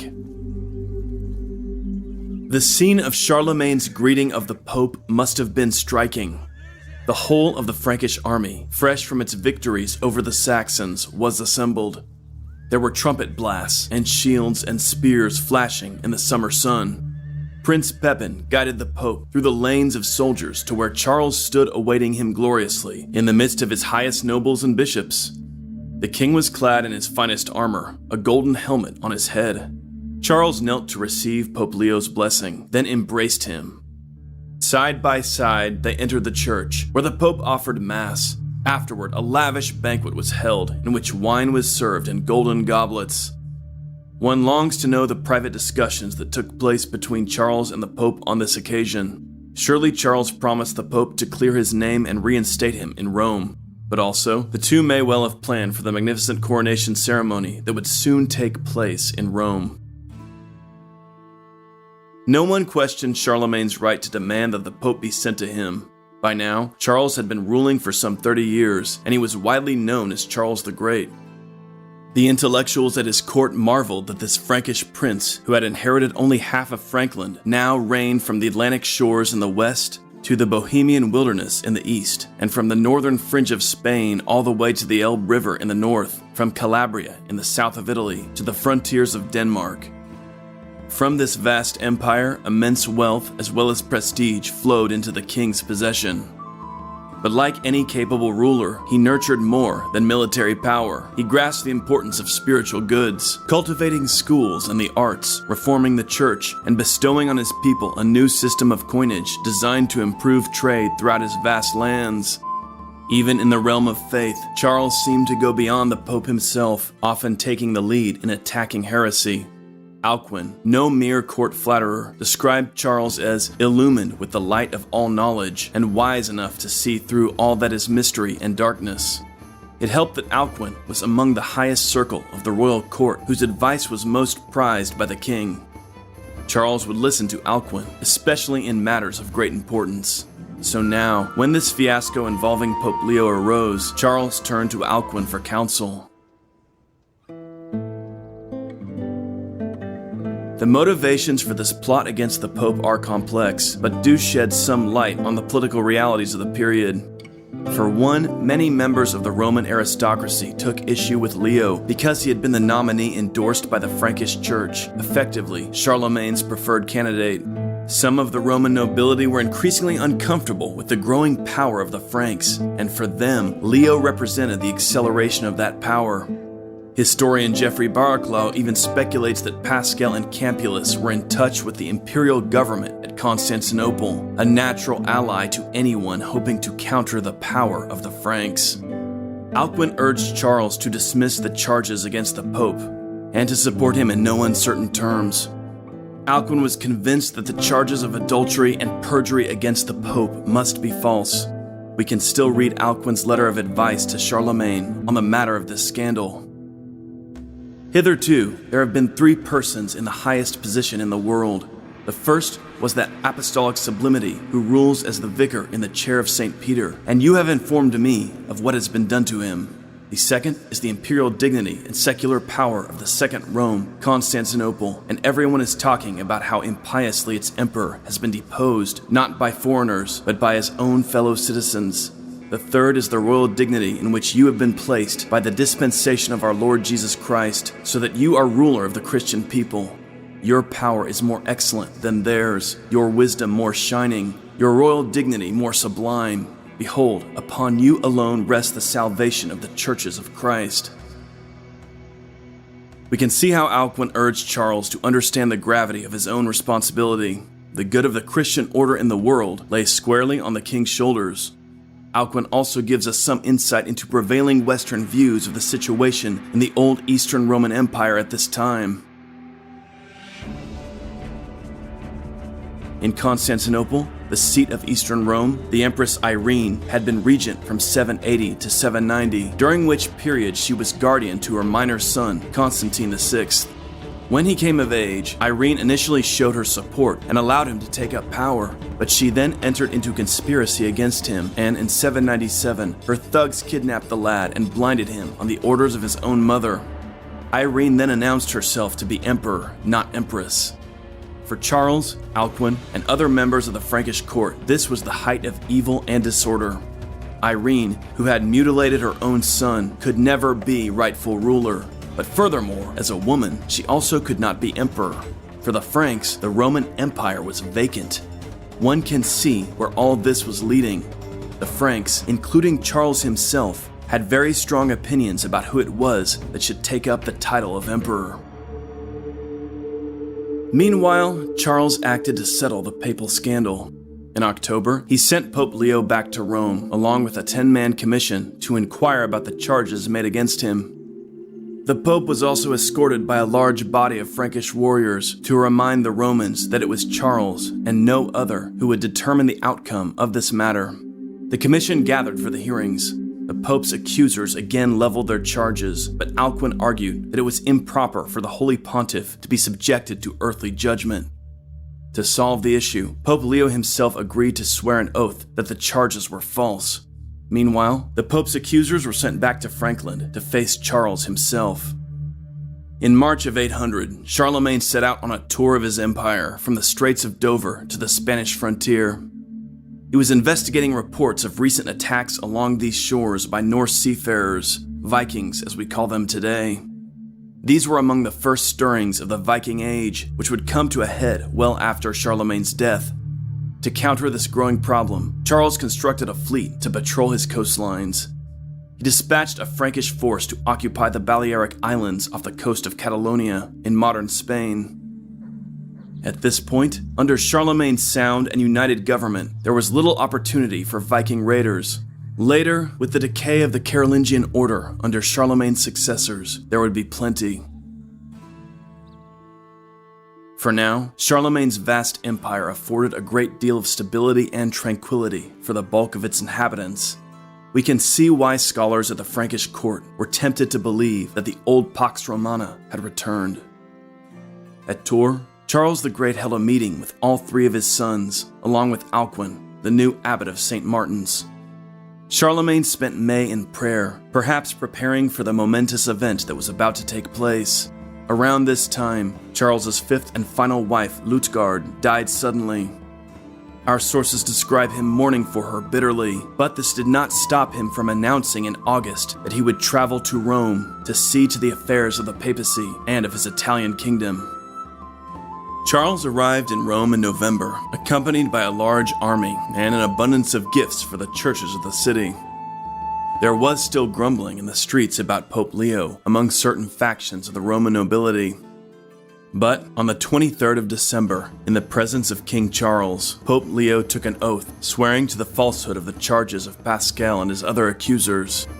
2 days later, on Christmas Day, 800, crowds of Romans, Franks, Bavarians, Lombards, Goths, Basques, and even some visiting Anglo-Saxons and Greeks, all packed into the great cathedral of St. Peter's. Near the front of the altar stood Charles's sons and daughters, the royal Frankish princes and princesses. At the front of the altar stood Charles himself, garbed in a Roman tunic and cloak, with a belt of gold and jeweled sandals. In the midst of Mass, Pope Leo crowned Charlemagne as emperor. The gathered crowd cried out in proclamation of the coronation. Long life and victory to Charles Augustus, crowned by God, the great and pacific emperor of the Romans. The Pope then prostrated himself before Charles and kissed the hem of his cloak in the ancient ritual of the Roman Empire. Charles Winston points out that this procedure, acclamation by the Roman people, was the proper legal form for proclaiming a Roman emperor. Thus, Charles became Emperor of the West, the first since AD 476. There has been much debate about the circumstances of Charlemagne's coronation, but for Charlemagne's council of nobles, abbots, and bishops, this was the logical development. For them, the true original empire was Roman, while the empire based in Constantinople no longer had any connection to Rome, and indeed was now ruled by a woman who could never be a military commander. The old Roman Empire of the West, including Rome, Ravenna, Milan, Arles, Lyon, Paris, and Trier, were now joined together again under Charlemagne's rule. He was de facto emperor. He should be proclaimed emperor by law. There is strong reason to believe that this was exactly how Charlemagne himself viewed things, and that he pursued this outcome in his policy. Today, there is much debate about Charlemagne's coronation, much of it sparked by Charles's own court biographer, Einhard. Einhard wrote that Charlemagne was so surprised and annoyed by the Pope's crowning him that he would never have entered the church if he'd known about Leo's intention. This statement flatly contradicts all of Charlemagne's own actions in the previous months as he prepared for this momentous event. The notion that Charles was not expecting to receive the imperial title is simply beyond belief. Historians have offered many explanations for Einhard's bizarre comment. Perhaps Charlemagne wanted the imperial rank but didn't want to receive it from the Pope, which would imply that the Pope was a higher authority. The problem with this explanation is that it's potentially anachronistic, looking forward to conflicts between the popes and the emperors in the 11th century that did not yet exist in the 9th century. Another theory is that Charles did not want to be proclaimed emperor until he'd received approval from the Byzantine emperor in the East. Certainly, in the coming years, Charles would strive to win the recognition of the Eastern Emperor, even making considerable concessions to earn the acknowledgement of his brother emperor. But Charles could never have expected Constantinople to recognize him as emperor voluntarily. Surely a savvy politician like Charlemagne knew that he must first gain the title and then bargain for the grudging approval of the Byzantine emperors. Frankish policy certainly supports this thesis. Other historians have posited that Einhard simply wanted to portray his master as modest, refusing the imperial title until it was positively imposed on him. Another explanation is that he may have been revealing his own bias, as he, like many Franks, preferred to think of Charles as a Frankish king, not as a Roman emperor. The jealousy felt by Franks of the noble class at the thought of their emperor expanding beyond his tribal kingship was very real, and might explain Einhard's strange remark. In the Germanic tradition, a chieftain's high-ranking men acclaimed him their leader, not a Roman pope. Charlemagne's ascension represented the final death of the old Germanic legal assembly, where free men gathered together, their chieftain the first among equals. Now, the Franks would kneel before a man who was not only their tribal leader, but a universal emperor. Whatever the truth behind Einhard's famous utterance, Charles the Great was now emperor, and he exercised his powers at once. He dispatched his agents throughout the papal territories, collecting taxes and taking oaths of allegiance from the local magnates. He had coins struck which proclaimed the restoration of the empire, and even contemplated a marriage with the Byzantine Empress Irene. There can be no question that Charles cast his ascension as a new era of greatness to rival that of Caesar Augustus. We get an insight into Charlemagne's conception of his empire from an oath of loyalty he required within his domain in the year 802.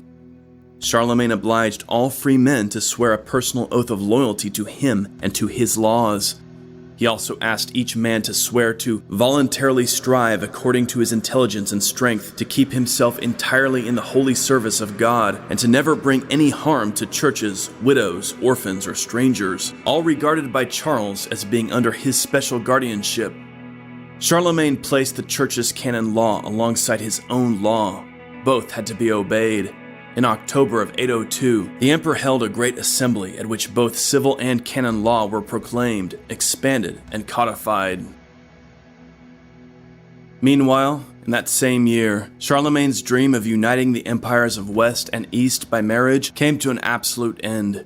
The Byzantine Empress Irene was overthrown in Constantinople by her treasurer and exiled to the island of Lesbos, where she soon died.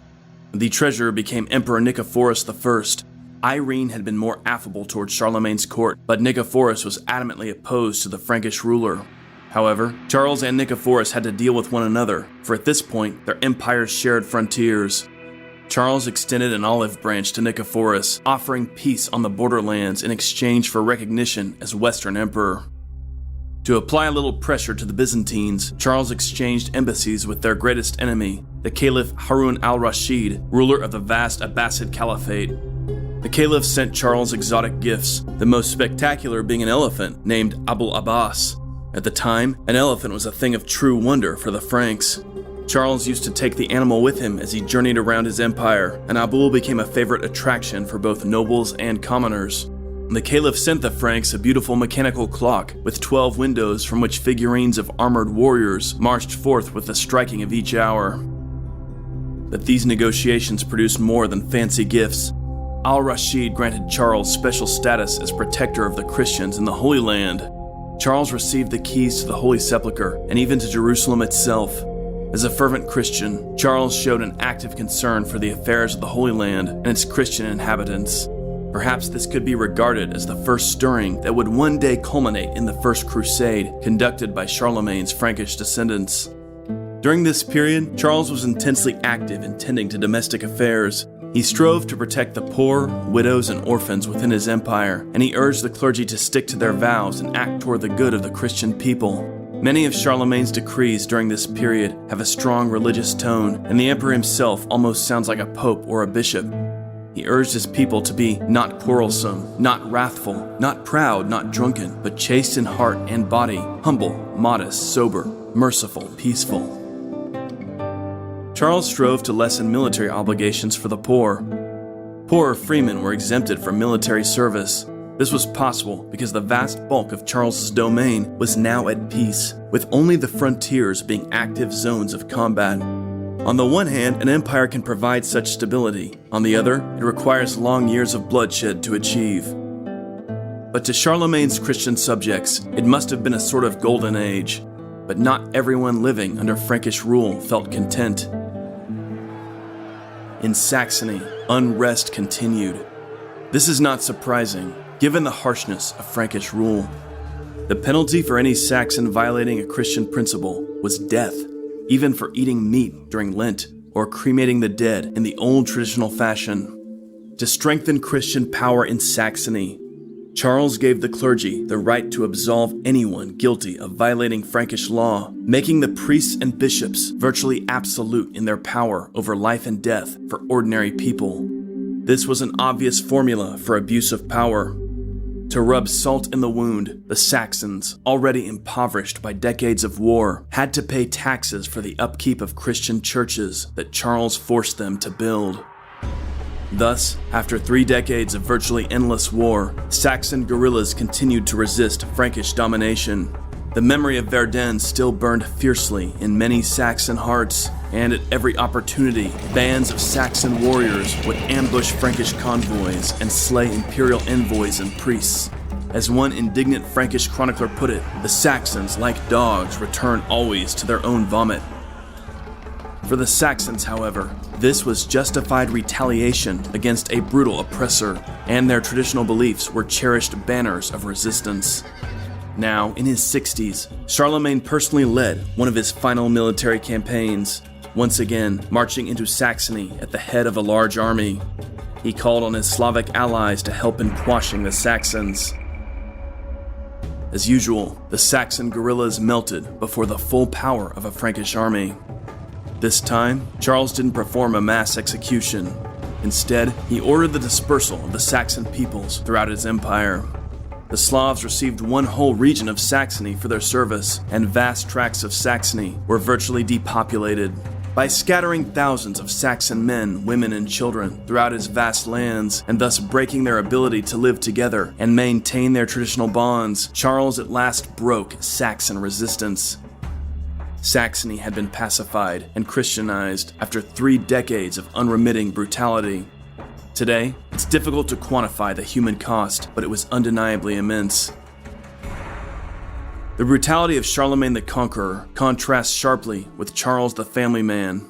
From our own source material, it seems that the emperor enjoyed spending time with his wife and children, which isn't necessarily a given among monarchs. He was married at least 4 times, outliving several wives, and had many concubines. Charles's favorite wife seems to have been his last, Lutgard, famed for her beauty and poise. Charles took his wife and children with him as he journeyed throughout his vast domain, and they would join him for hunting expeditions.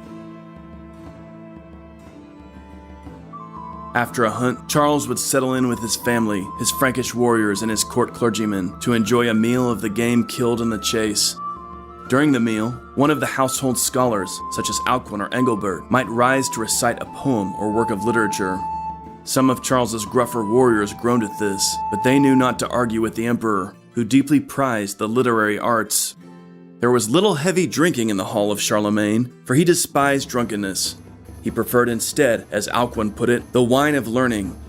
At dinner, he also enjoyed hearing the reading of histories, or Augustine's City of God, his favorite book, which he pondered and discussed at length with his court scholars. Charlemagne doted on his daughters. The court poet Engelbert gives a striking description of Charlemagne's daughters enjoying a hunt with their father's court. There was Rotrid, Charlemagne's favorite, her pale blonde hair intertwined with ribbons of violet and strings of pearls, a coronet of gold circling her head. Next came the lovely Bertha, wearing a golden diadem with golden filaments sparkling in her gleaming hair, her snowy shoulders covered by an ermine wrap, her belt shining in many colors. Then there was lily-white Gisla, apparelled in a purple gown shot through with mauve, her face, her hair gleaming with many lights. Even the teenage Theotrid was clad in rare emeralds, adorning her lovely neck. Charlemagne's daughters were well educated and accompanied their father along with their brothers at various processions, feasts, and hunts. As the fame of their beauty and grace spread, many foreign rulers tried to arrange marriage matches with Charles the Great's daughters. Even the Byzantine emperor wanted Charlemagne to send him a daughter for a marriage alliance, the ultimate prestige. However, Charlemagne refused.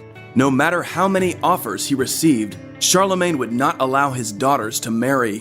Why is this? Well, the short answer is, if they'd married, they would have had to have left home. But why didn't Charlemagne want his daughters to leave home? Einhard, Charlemagne's court biographer, gives us an answer. He states that the old emperor was so fond of his daughters that he simply could not part from them.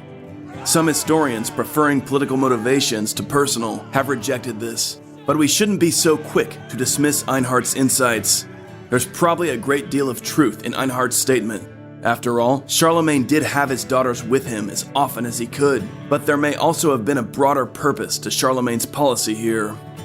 In refusing to allow his daughters to marry, he prevented the formation of foreign cadet branches to his dynasty. This prevented future competition for Frankish lands. Charles spent his reign building a vast empire, and he did not want it destroyed in a storm of familial conflict. Already he was worried, for his sons were set to each inherit a portion of his empire, in keeping with Frankish tradition.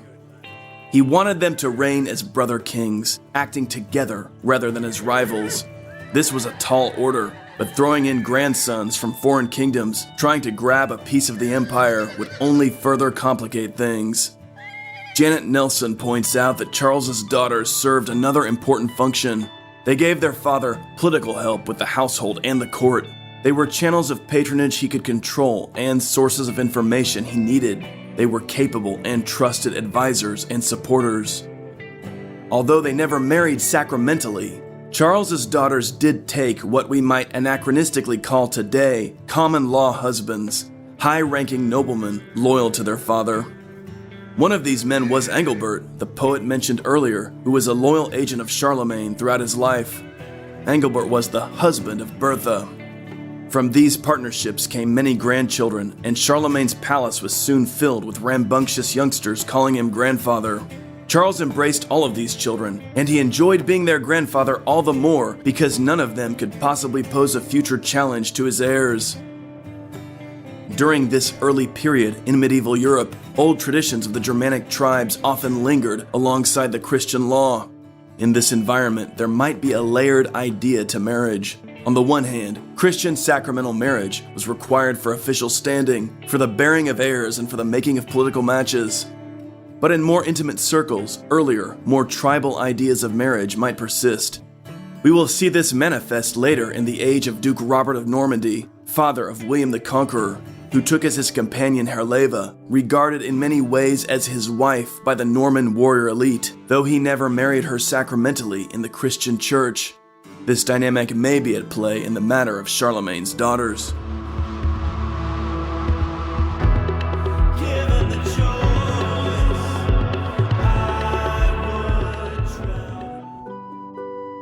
Toward the close of his reign, Charlemagne was surely proud of what he'd built.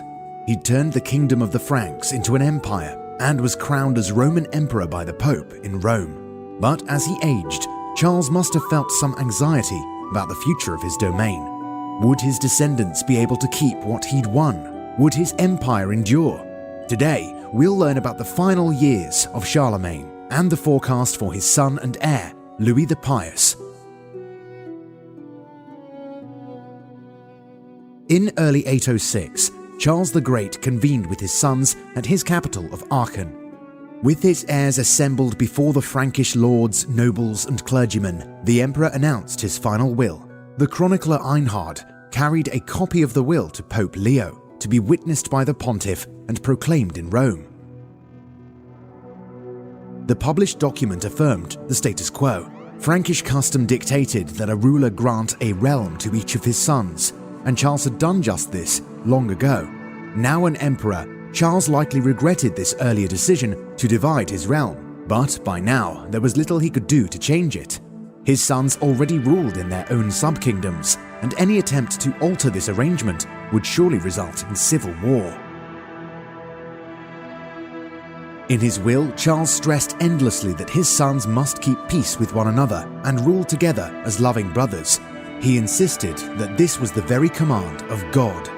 They must allow their subjects to travel and marry freely across their borders, and above all, they must not war with one another. Charles also instructed his sons to protect the church. However, at the close of the first decade of the 9th century, plague swept through Italy and Central Europe, and word arrived that the Danes planned to attack Charles's empire. Expecting a Danish invasion, Charles led his army to Verdun in 810, the very site of his massacre of the Saxons years earlier. The curse of Verdun seemed to haunt the aging emperor, for here he received word that his beloved daughter, Rotrud, had died of plague. Also, Charles lost his sister, Gisla. The emperor grieved deeply. Did he wonder if this was punishment for his harsh treatment of the Saxons? Worse was to follow. Still at Verdun, Charles received news that his son Pepin had died. Meanwhile, throughout the empire, cattle began to perish of some strange illness. Even the elephant Abul Abbas succumbed to the ailment. Ultimately, the Danish invasion never materialized, but as Charles and his army marched home, a meteor flashed across the sky. The emperor's horse shied and threw its rider to the ground, causing him to lose his sword and his cloak. Einhard wrote, he was disarmed and disrobed, making it clear that he saw the fall as a dark portent. Finally, in December of 811, young Charles also died. Grief seemed to endlessly assail the old emperor. Only one of his sons remained, Louis. Although he'd governed Aquitaine since his boyhood, Louis was the least capable of Charlemagne's sons. He preferred prayer to politics, and this earned him the title Louis the Pious.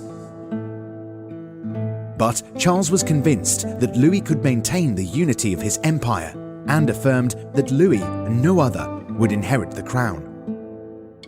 Meanwhile, the aging Charlemagne sought solace in God. He discussed doctrine with the clergy, prepared a text of the four Gospels, and donated the bulk of his personal fortune to the church. Now in his 70s, he began to suffer fevers and gout. He often withdrew to his private chamber, too ill to hold court. However, in 812, when ambassadors from the Byzantine Empire arrived at Aachen, Charles greeted them personally. This visit concluded years of negotiation between the two empires. In return for a treaty of peace in which the Franks relinquished Venetia and Dalmatia, the Byzantines agreed to recognize Charlemagne's imperial title.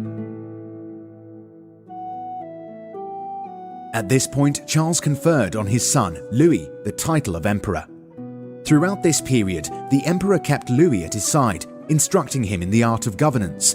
Louis was 35, married with children of his own. Charles strove not only to educate his son in political matters, but also to impart to him the virtues of a good life, so that he might always conform himself to the laws of God. In September of 813, Charles assembled his dukes, counts, bishops, and abbots for the coronation of Louis as emperor. Charles arrayed himself in his imperial robes, which he'd rarely worn since his own coronation. Holding to Louis's arm for support, he approached the altar of his great church at Aachen. On the altar sat a magnificent crown, akin to the crown that had awaited Charles 13 years prior in the Basilica of St. Peter. Louis and his father knelt together in prayer. At last, the emperor rose. He turned to face the assembly and launched into a speech, which turned into a long sermon. Like a priest-king, Charles preached to his son to love God, to guard the church, to treat his family well, to honor the clergy, and to protect the common people, to provide for widows, orphans, and the poor. Louis voiced his resolve to abide by his father's wishes. Then, Charlemagne placed the crown on his son's head. Raising the young man to his feet, Charles embraced him. Louis, like his father, was now emperor. Interestingly, Charles did not ask the Pope or a bishop to perform this coronation. Does this reveal something about his attitude toward his own crowning? Is this proof that Einhard was right, that Charlemagne did not approve of the Pope having been the one to actually crown him? Perhaps Charles was concerned that the Church might try to set the precedent of its own superiority over the authority of the emperor. Or perhaps this interpretation is anachronistic, looking ahead to later clashes between emperor and pope. Perhaps Charles simply didn't even consider that a clergyman was needed for the crowning. What authority could be higher than the emperor? It's difficult to separate later developments from this moment in the 9th century, especially given the tremendous conflict that ultimately developed between church and state. We can be certain, however, that the coronation of Louis by Charles himself certainly reflects the emperor's own perception of authority in his empire. Emperor crowning emperor, father crowning son, nobles and bishops looking on from the assembly. Louis's coronation was the final public act of Charlemagne. After this, he recovered his old vigor for a time and spent October indulging in the hunt. But that winter, he again fell ill. In January of 814, he suffered a fever, which soon affected his lungs. On the 28th, Charlemagne died, having reigned as one of the most significant monarchs in history. He was 71. His family and followers interred him in the church he'd built at Aachen.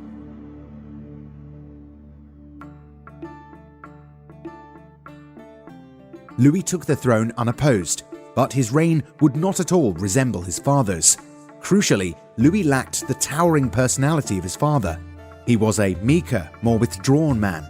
However, Louis can't be blamed entirely for the ultimate fate of Charlemagne's empire. In some ways, this new empire was assembled rapidly, attempting to meld the concepts of ancient Rome with Frankish kingship.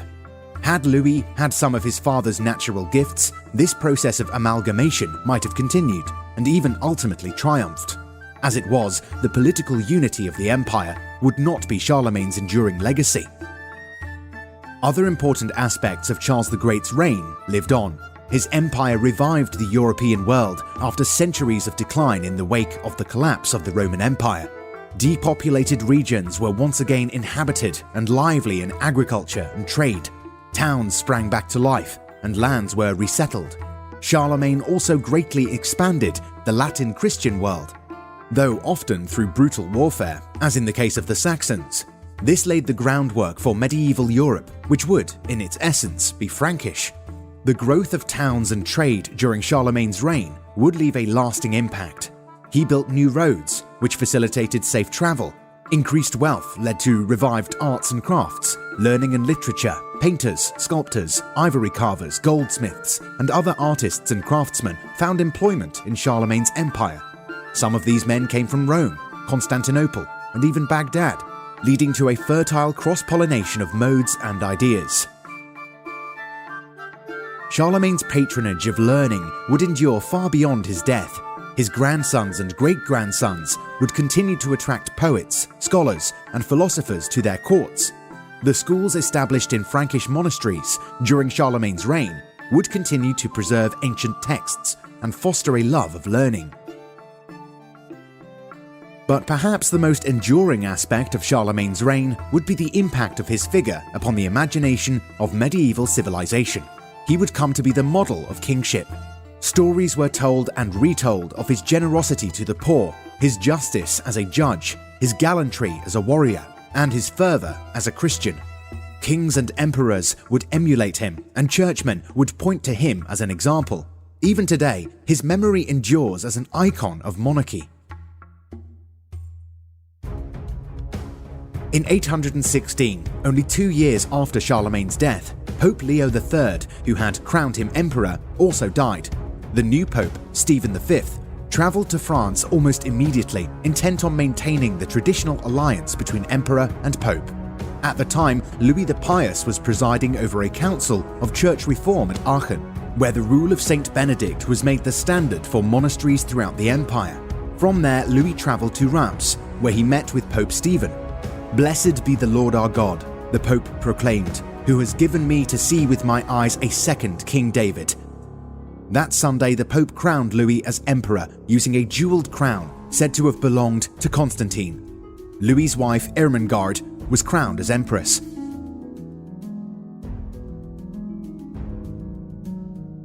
In 817, Louis named his eldest son, Lothair, his sole successor.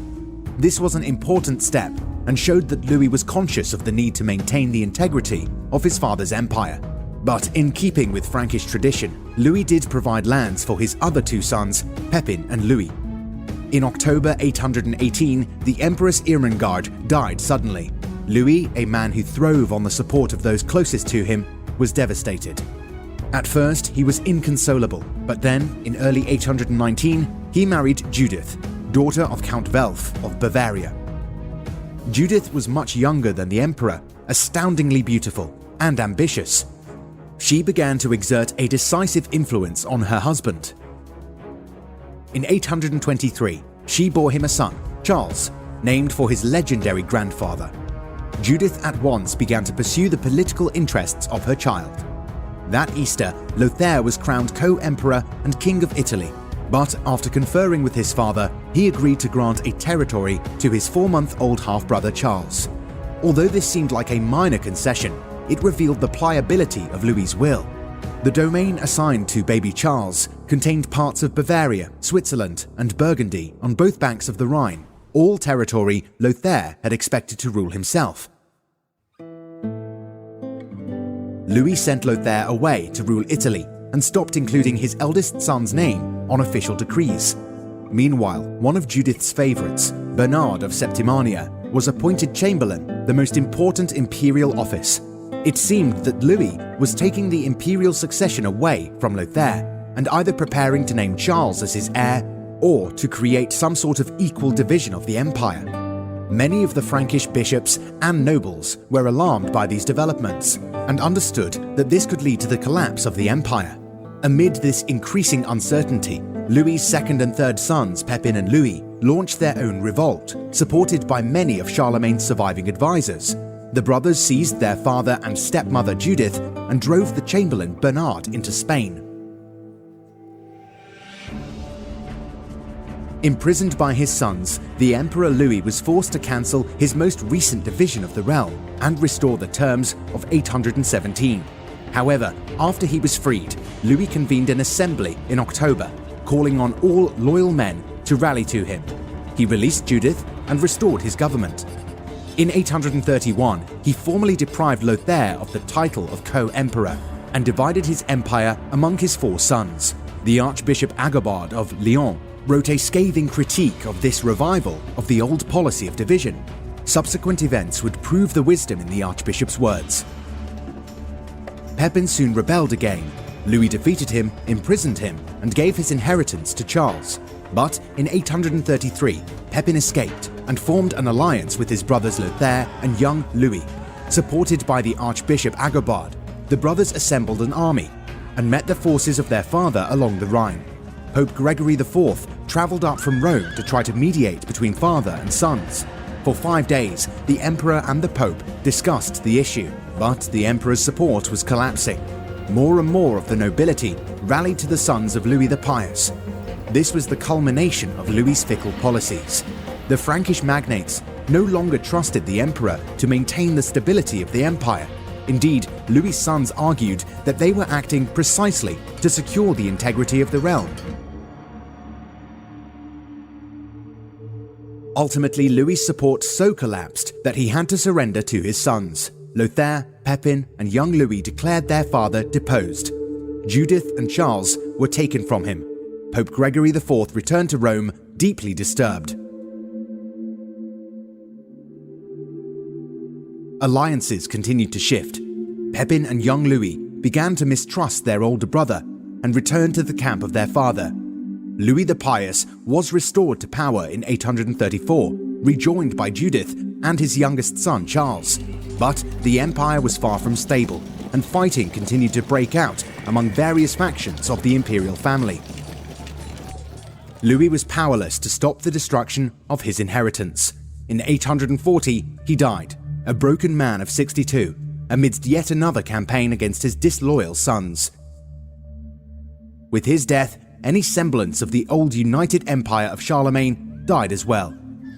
Their father gone, the sons of Louis the Pious would battle each other. The 9th century, the Viking Age in England.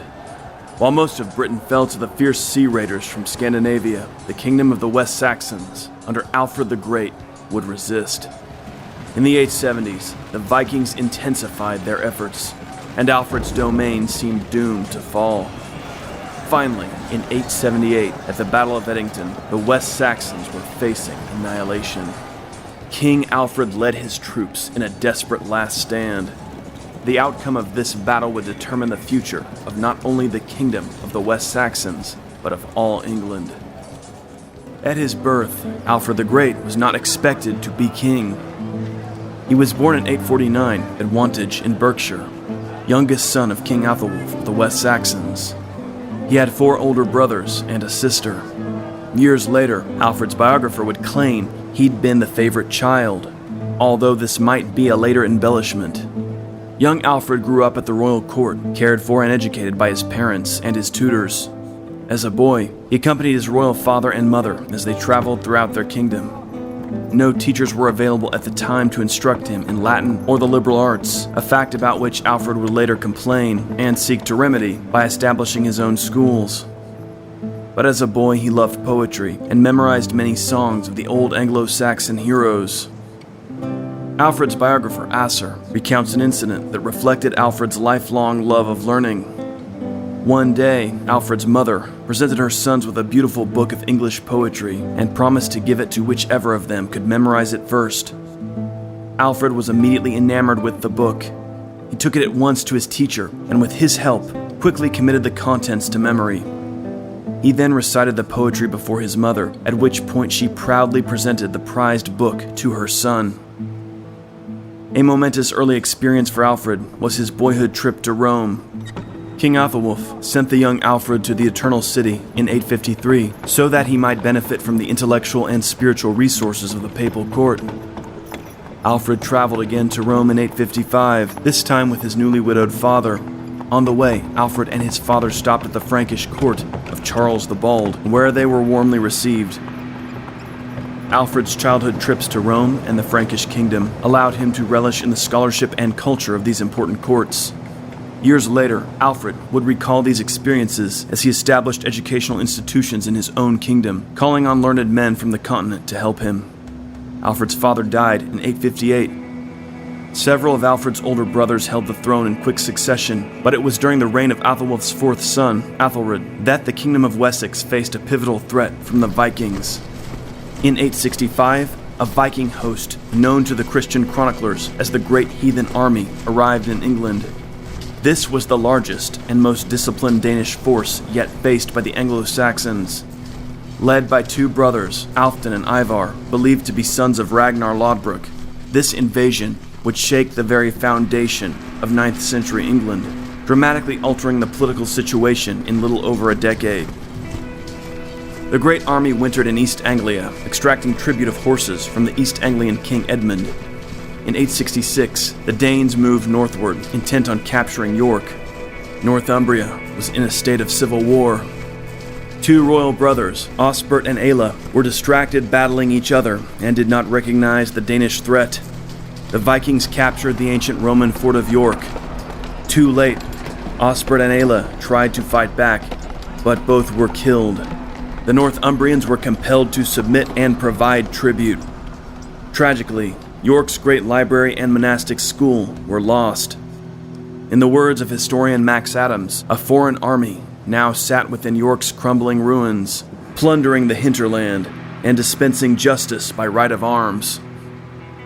Now equipped with horses, the Viking army divided into mounted and naval contingents and drove into Mercia in 867. They besieged and captured Nottingham. Over recent decades, the neighboring Anglo-Saxon kingdoms of Mercia and Wessex had developed an increasingly close alliance. Now, King Burgred of Mercia asked Athelred, Alfred, and their West Saxons for help against the Viking advance. The Anglo-Saxons besieged the Vikings at Nottingham, but failed to starve them into submission. The two sides negotiated a truce. Athelred and Burgred strengthened their bond by organizing a marriage alliance. Alfred was to wed Alswith, a Mercian noblewoman of royal descent. Wessex joined forces with Mercia, and in 868 their coalition marched out to confront the Vikings at Nottingham. No major engagement took place, but the Vikings did hesitate to confront this large, if not superior force. Ultimately, the Vikings withdrew to York, where they would remain for a year. Finally, in 869, the Vikings struck out down the coast of East Anglia. King Edmund and his East Angles marched out to face them in November. The Vikings defeated and killed him, and overran the region. They destroyed every monastery in the vicinity, slaughtering many monks. By 871, the Vikings established a base at Reading, raising up a defensive rampart. From here they launched an attack on Wessex. King Athelred and his brother Alfred led their forces out to attack the fort, but they were repulsed with heavy losses. Feeling confident after this victory, the Viking army marched out of Reading under Halfdan and a chieftain called Bagsec, ready to strike the decisive blow. In open country, they came face to face with the Anglo-Saxon host. Athelred divided his army into two contingents, commanding one wing himself, while his brother Alfred commanded the other. The Vikings were also arrayed in two formations, one under Halfdan, the other under Bagsec. This would result in an hours-long and brutal clash of shield walls, one of the pivotal engagements of the period, the Battle of Ashdown. Asser's A Life of King Alfred describes the encounter. The Vikings had taken the higher position first, and the Christians were deploying their battle line from a lower position. A rather small and solitary thorn tree grew there, around which the opposing armies clashed violently, with loud shouting from all, one side acting wrongfully, and the other side set to fight for life, loved ones, and country.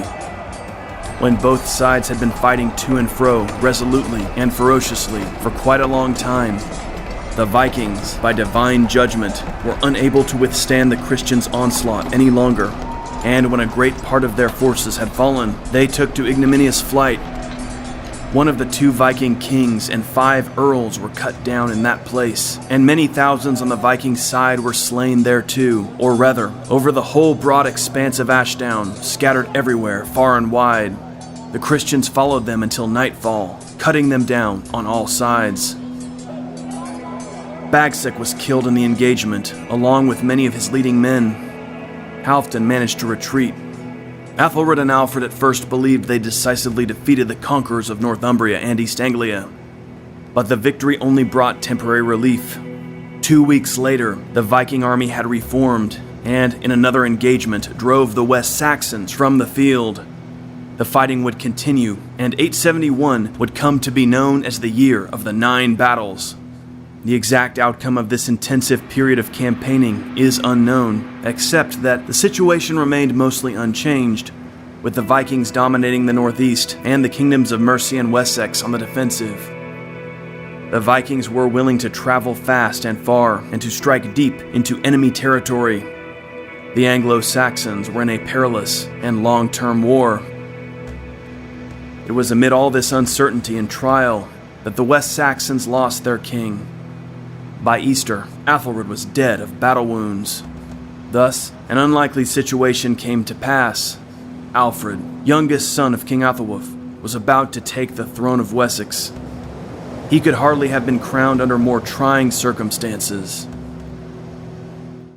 From the moment he became king of the West Saxons, Alfred the Great was confronted with the mortal threat of the Vikings. But Alfred had considerable experience as a commander, having fought alongside his brother, the late King Athelred. In addition, Alfred was plagued throughout his life by a medical infirmity, described by the king's friend and biographer, Bishop Asser. Today, historians believe this may have been Crohn's disease, a chronic illness that can go into remission for long periods, but is terribly painful during flare-ups. Despite this ailment, Alfred was a very active and dutiful ruler. The condition did not prevent him from fathering children. Joanna Arman estimates that Alfred's first child and firstborn daughter, Athelflaed, was born around this time in roughly 870. Alfred the Great was crowned during a period of profound turmoil. To the English of the time, it must have seemed like the end of days. The Vikings had destroyed all but 2 of the Anglo-Saxon kingdoms of Britain. Kings had been martyred, houses of God had been despoiled, monasteries left in ruins. The thriving trade of the 8th century had broken down. Learning was at a low point. Alfred would later complain that south of the river Humber, there was scarcely a literate priest left. A month after Alfred the Great took the throne in 871, he faced 2 Viking armies on the battlefield near Wilton. The Viking coalition was formidable indeed, its ranks multiplied by the presence of the Great Summer Army. In this engagement, the Anglo-Saxons were defeated, and Alfred concluded that he could not eliminate the immediate threat to his kingdom without buying off the invaders. This was an old but never permanent solution to Viking attacks. It often only invited further hostility, and increasingly Alfred was not capable of maintaining this financially ruinous policy. The king's own estates could not produce the Danegeld, and so it had to be raised from the people of Wessex, and from church estates. The following year, the great heathen army took steps to consolidate their gains. Under the Viking chieftain Halfdan, they moved into Mercia. Here, the Vikings set up base in Repton during the winter of 873-74. Northumbria and East Anglia were already under their control. In the past, Wessex had brought aid to Mercia, but not this time. The Mercians were powerless to overcome the Danes. King Burgred and his wife were deposed and went into exile. Burgred fled to Rome, where he died the following year. His wife, King Alfred's own sister, finished her days in a nunnery. Never again would an independent king rule Mercia. Instead, the Danes established their own puppet ruler. The following year, the Danish host divided. Halfdan marched north to consolidate power in Northumbria. The Anglo-Saxon Chronicle simply states, Halfdan shared out the lands of the Northumbrians, and they proceeded to plow and support themselves.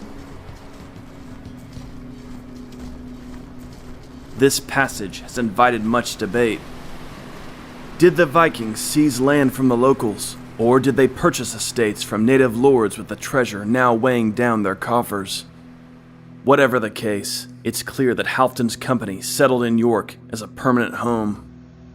Here the land was fertile and opposition non-existent.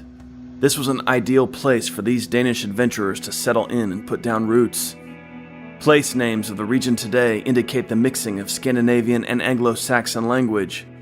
As the former raiders became cultivators of the land, there was also an interaction of peoples, even cooperation and trade. Vikings were marrying into the local population. And it was not just warriors arriving from the Scandinavian homeland.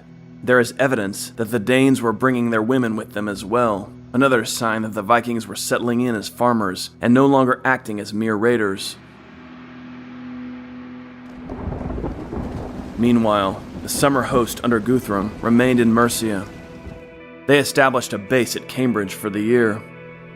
Guthrum's ambitions were now focused on the final unconquered territory in England, Wessex.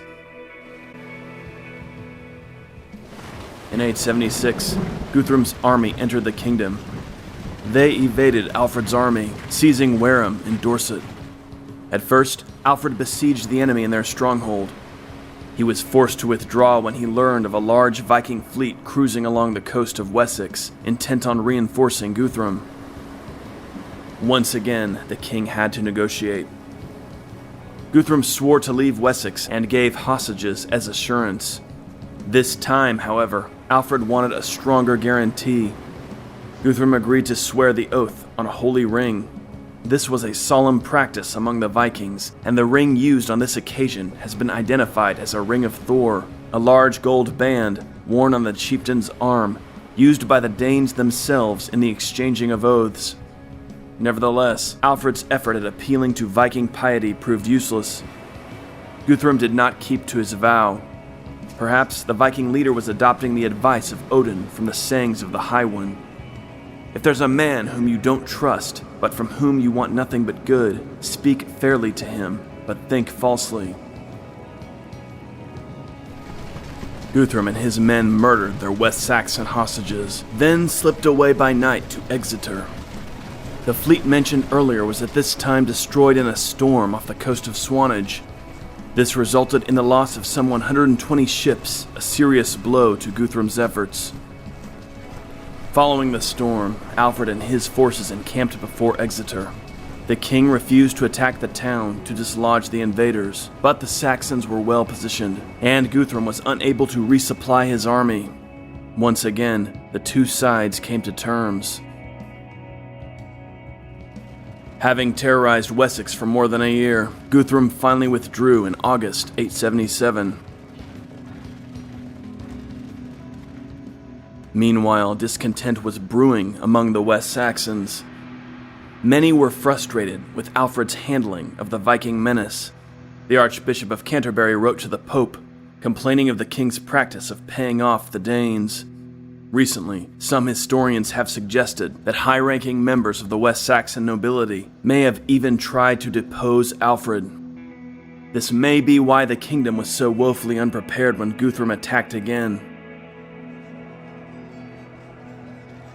The king was celebrating Christmas at Chippenham when the Danes arrived and began spreading havoc. The Vikings had executed the maneuver brilliantly, achieving total surprise. And if, in fact, Alfred's regime was collapsing and a coup was in progress, this would have left the king and his inner circle all the more vulnerable.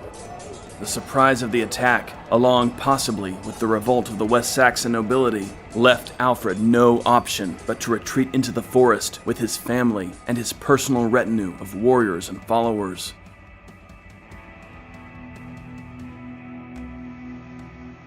Alfred made the difficult journey through the woods of Somerset. He and his companions were reduced to living off what they could forage and hunt. Throughout the bitter winter months, they lived as fugitives. Asser describes the virtual chaos of this period. By strength of arms, the Vikings forced many Saxons to sail overseas through both poverty and fear, and very nearly all the inhabitants of that region submitted to their authority. Alfred was determined to bounce back from this defeat. After Easter, 878, he established a fortress at Athelney amidst the Somerset marshes. From here, he dispatched intelligence-gathering missions, trying to rouse the spirits of his people and to discover who would rally to his call against the enemy. He also sent bands of warriors to execute hit-and-run raids on the Vikings, who weren't numerous enough to control the whole of the territory. In May 878, with spring turning the world green again, Alfred departed Athelney and rode to Egbert's Stone, east of Selwood, in a great expanse of woodland. Here the king met with those Shire forces on whose support he could still rely. Asser describes the relief of the West Saxons at the sight of their king. Despair had been widespread in Wessex, but now here was Alfred, alive and rallying his men to fight back. His intelligence sound and his army assembled, Alfred now acted decisively. The king marched out with his men.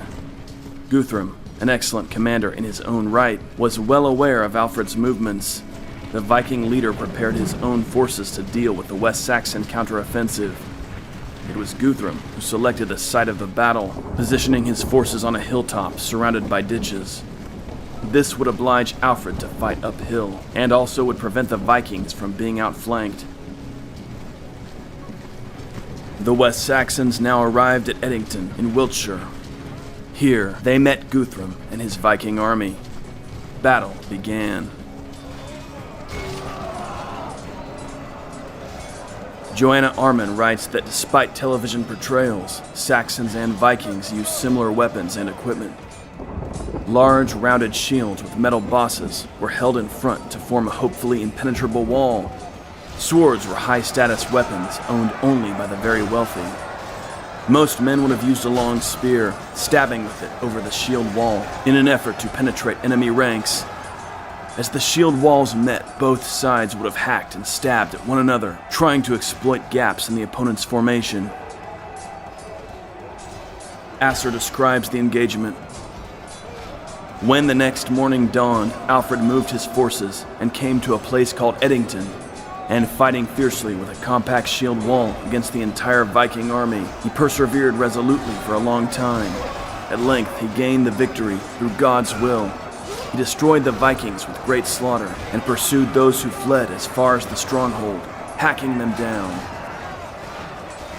Max Adams writes that Alfred's advantages lay in his command of an army defending its homeland, and in the tactical superiority of Anglo-Saxon open-field warfare against a marine assault force honed to perfection in the art of raiding.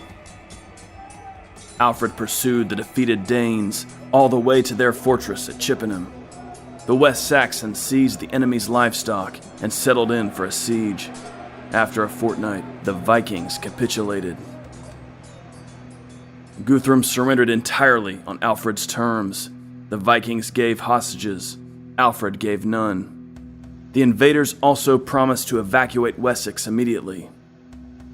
The terms were sealed 3 weeks later near Athelney, when Guthrum and his leading men submitted to baptism as Christians.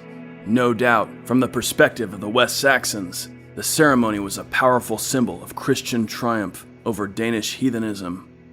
This was a dramatic turning point. Asser tells us that never before had the Vikings made such a capitulation. Alfred's triumph at Edington achieved nothing less than the salvation of his kingdom. He'd been on the verge of losing everything, but this victory restored his position. No doubt Alfred understood that the Viking offensive was aimed at nothing less than the total conquest of Wessex. He knew that his only option was to fight and win a complete victory. The actual course of the battle remains obscure to historians, but certainly Alfred and his men rose to the occasion.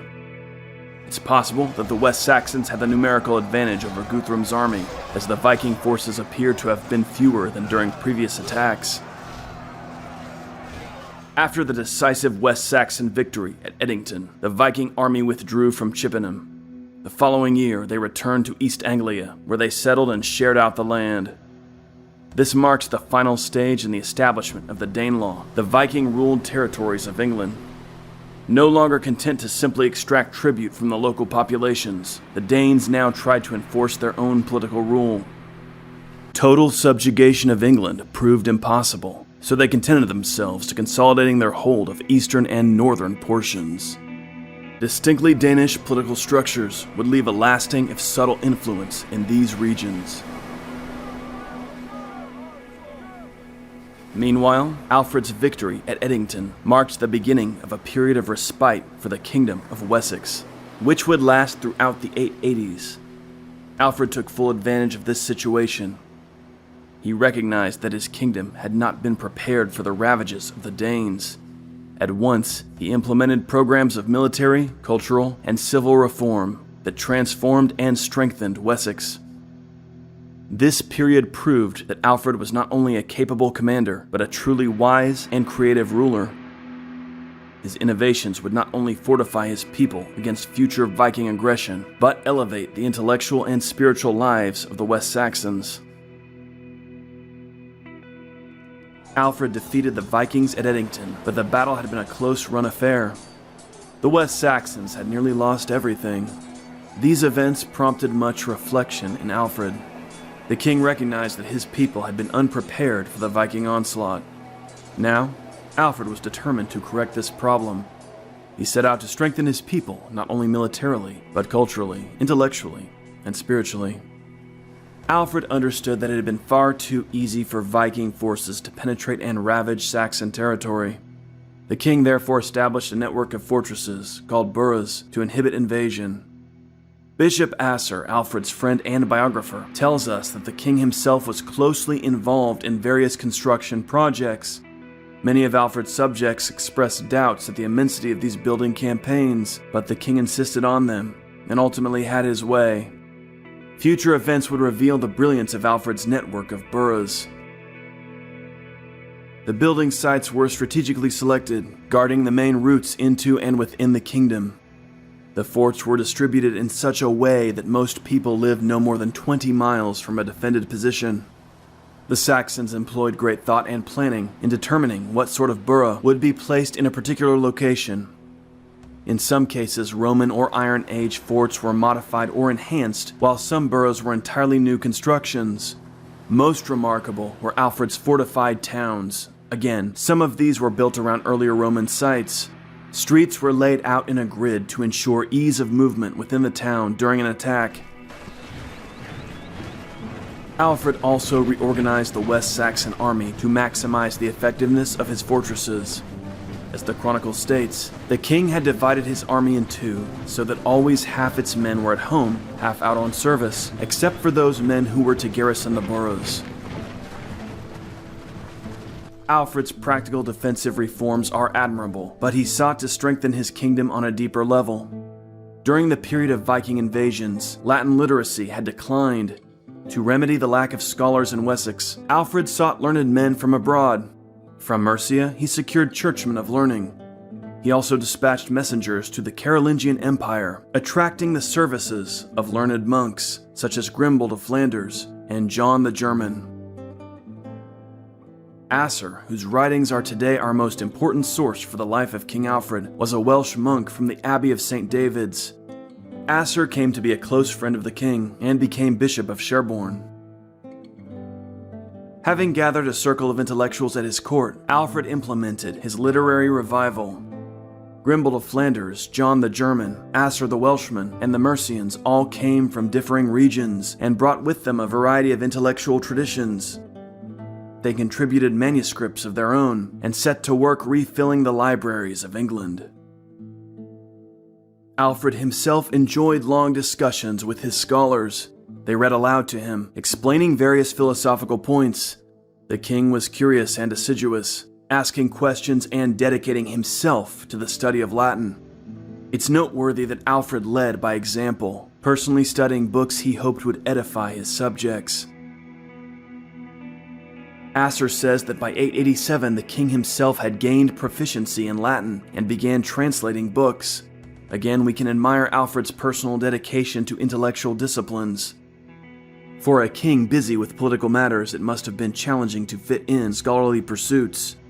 And yet we know that Alfred loved poetry from childhood. He clearly took joy in furthering his own education. Alfred not only translated several classic Latin texts, he left behind his own notes and commentary.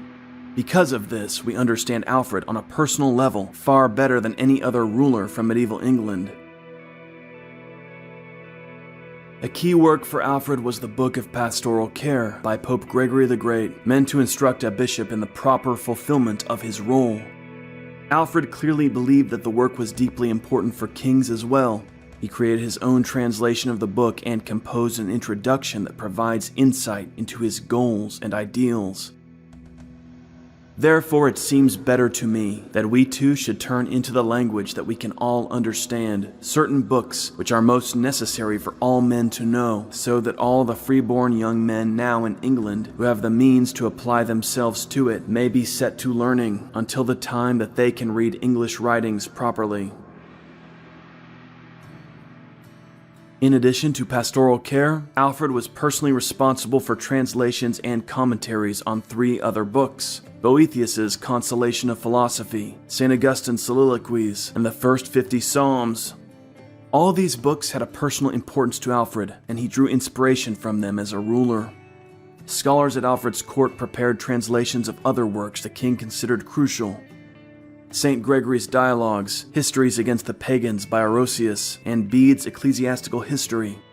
Other English prose writings and translations from the period are also associated with Alfred's reforms. Alfred viewed St. Gregory's Pastoral Care to be the cornerstone of his literary revival. For this book urged bishops to not only pursue wisdom in themselves, but to foster learning in the faithful as well. The king had the book distributed to all his bishops. St. Gregory insists that learning is of primary importance for those in authority. Alfred agreed and stressed that earls and noblemen should dedicate themselves to the study of wisdom.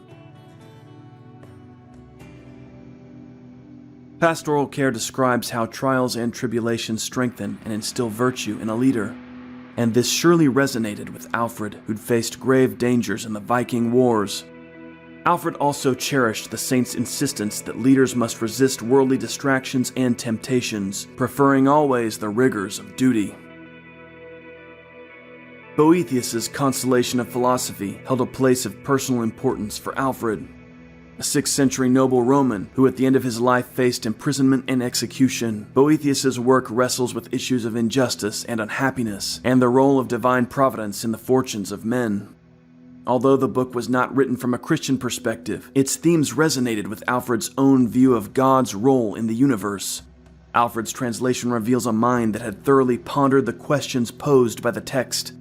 The king's commentary recasts Boethius's philosophical problems in terms of his own struggles and trials as a ruler. The Soliloquies of St. Augustine provided Alfred a springboard for his own reflections on the human soul. In his preface, Alfred compares his intellectual project to that of a builder making many trips to the forest to select timber for his building projects. So too, Alfred makes many trips to the church fathers. He names Augustine, Gregory, and Jerome to select the materials for constructing an eternal home for the soul. In addition to his own works and the work of his circle of scholars, Alfred established a royal school as an integral part of his efforts. Not only were his own children educated here, but the children of the nobility and even the sons of lesser-born men. The study of important books from the classical world was emphasized, as well as English literacy. By this, Alfred hoped to ensure that the future leaders of his kingdom were well-educated men. Alfred's reforms laid the groundwork for a blossoming of learning and religious life in the 10th century, when his heirs would triumph over the Vikings and Anglo-Saxon culture would flourish. But Alfred's own struggles with the Vikings weren't over.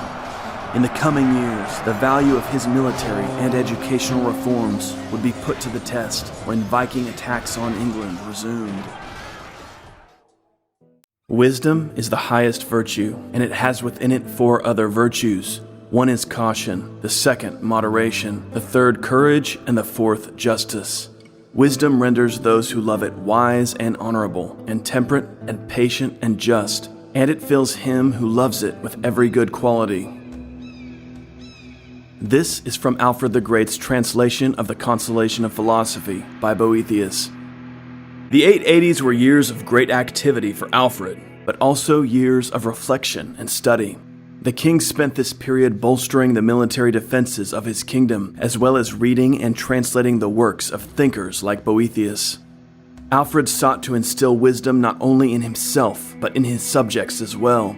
He knew that his people needed to be strong not only in body, but in mind and spirit.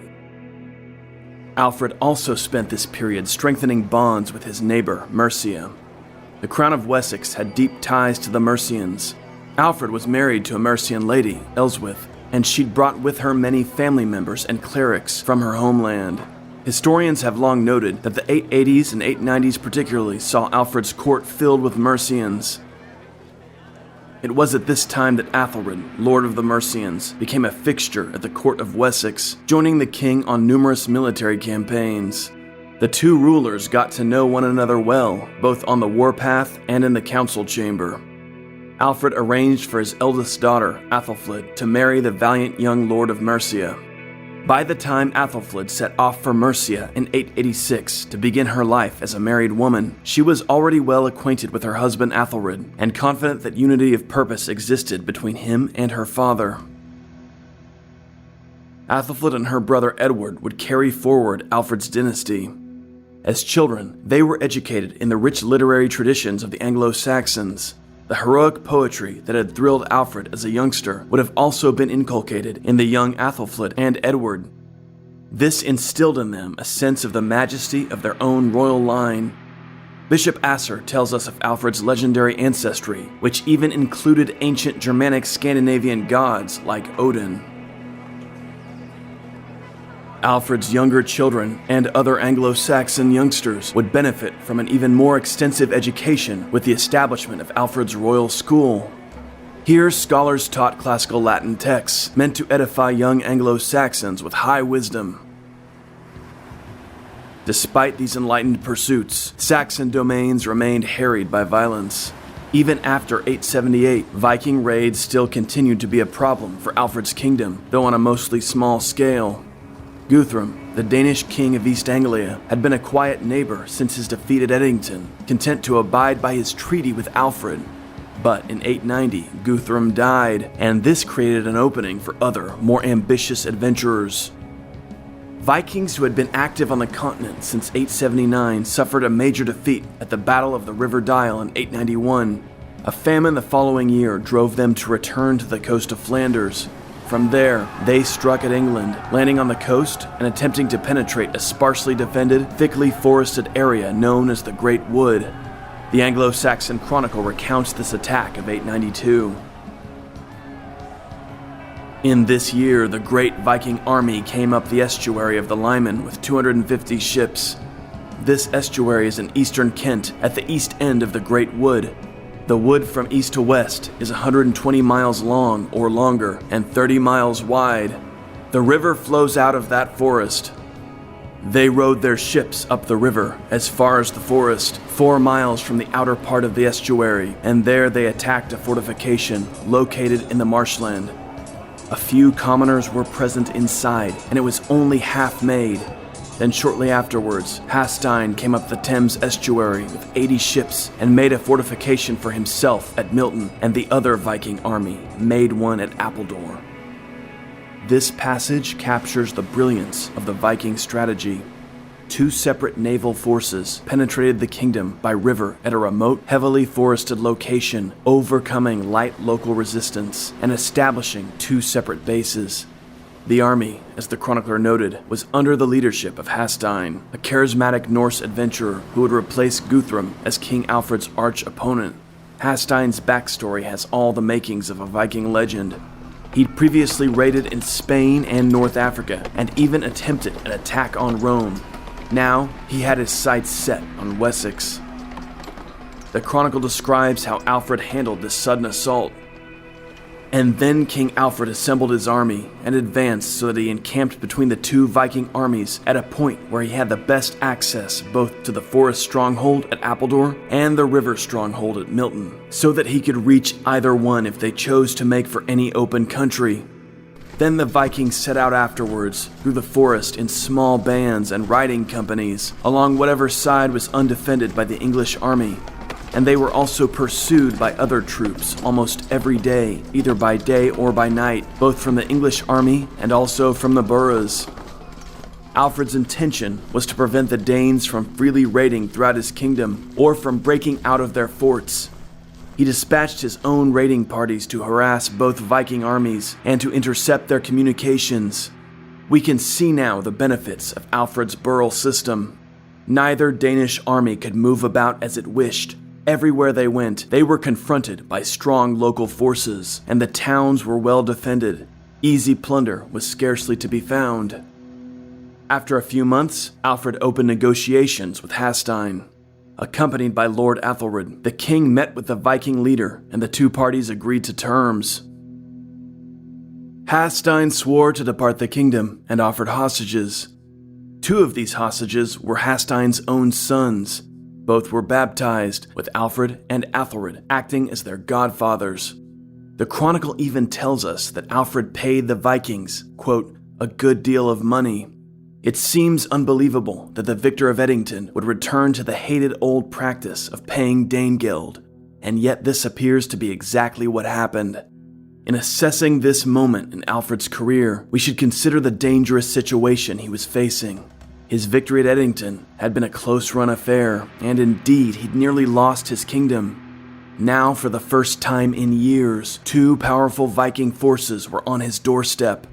Alfred was surely nervous about the prospect of another existential crisis for Wessex. Perhaps he decided to try for an easy solution and see if he could convert Hasdine to another Guthrum. Post-878, Guthrum's rule in East Anglia had been mostly stabilizing for Wessex. By having Guthrum's son baptized, the king may have hoped to recreate such a favorable situation. As it turned out, Alfred would be disappointed. Hasdine crossed the Thames, settled with his army at Benfleet in Essex, and at once resumed pillaging Alfred's lands. At Easter of 893, the other, larger Viking army at Appledore set off in their ships to join Hasdine at Essex. Alfred was preparing to set out against the enemy when the worst possible news arrived. In the weeks after Easter, a third Viking army composed of Danes from Northumbria and East Anglia landed at Exeter. Alfred set off to meet this new invasion, while his son, Prince Edward, marched to confront the Appledore Vikings. Although he was only about 20 years old, Edward was expected to lead troops in the field. The Chronicle of Ealdorman Athelred recounts the battle that followed.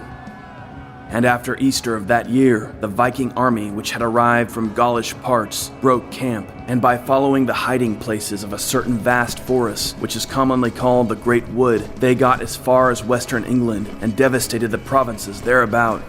These matters were made known to Prince Edward, the son of King Alfred. He had been conducting a campaign throughout the southern parts of England, but afterward he was joined by the Western English. The engagement took place at Farnham, with the dense throng shrieking with threats. Without delay, the young men attacked with weapons. They were duly liberated by the prince's arrival. The Viking leader was wounded, and the Saxons drove the filthy crowds of his supporters across the River Thames to northern parts. Thus young Edward won his first battle. The Saxons recovered a great deal of booty, and the Vikings fled to Thorny Island. Here, Edward besieged the enemy in their campsite. However, Edward ran into a serious problem. The levies under his command were running short of provisions and nearing the end of their terms of service. They grumbled at the prospect of a long siege. Many of these men were due to return to their garrison assignments at various boroughs. The situation was saved by the arrival of Lord Athelred with a Mercian army from London. Edward and Athelred opened negotiations, and the Vikings agreed to depart the area. Athelred now further demonstrated his capabilities. Leading a combined force of Mercians and West Saxons, he surprised Hasstein at his base of Benfleet. The Chronicle provides a memorable account of this battle. Then the English arrived and put the Viking army to flight and stormed the fortification and seized everything that was inside in the way of goods, women and children as well. And they brought everything to London, and then they either broke up or burned all the ships, and Hastein's 2 sons and his wife were brought to the king. Hastein's fortress was destroyed at Benfleet, but he managed to slip away with most of his men. This was the Norseman's most remarkable talent, making him an enduring thorn in the side of the Anglo-Saxons. Hasstein established a new fortified camp at Shoebury. Then he made a dash across England for the Welsh borders to establish camp at Buddington in the Welsh hills. This was a remarkable trek across hostile territory in which the Vikings managed to avoid detection by Saxon garrisons, a testament to the mobility and effectiveness of the Norsemen. Also, this placed Hasstein very near to the Northumbrian East Anglian Viking army confronting King Alfred at Exeter. But as Hasstein began pillaging Wales, the Northumbrian East Anglian invaders suddenly abandoned their position and returned home. Alfred's operations had been effective. The Vikings simply realized that they would not be able to make any headway with the royal army in the field. This development eased pressures on the Anglo-Saxons. Now Lord Athelred organized for a decisive strike against Hasstein.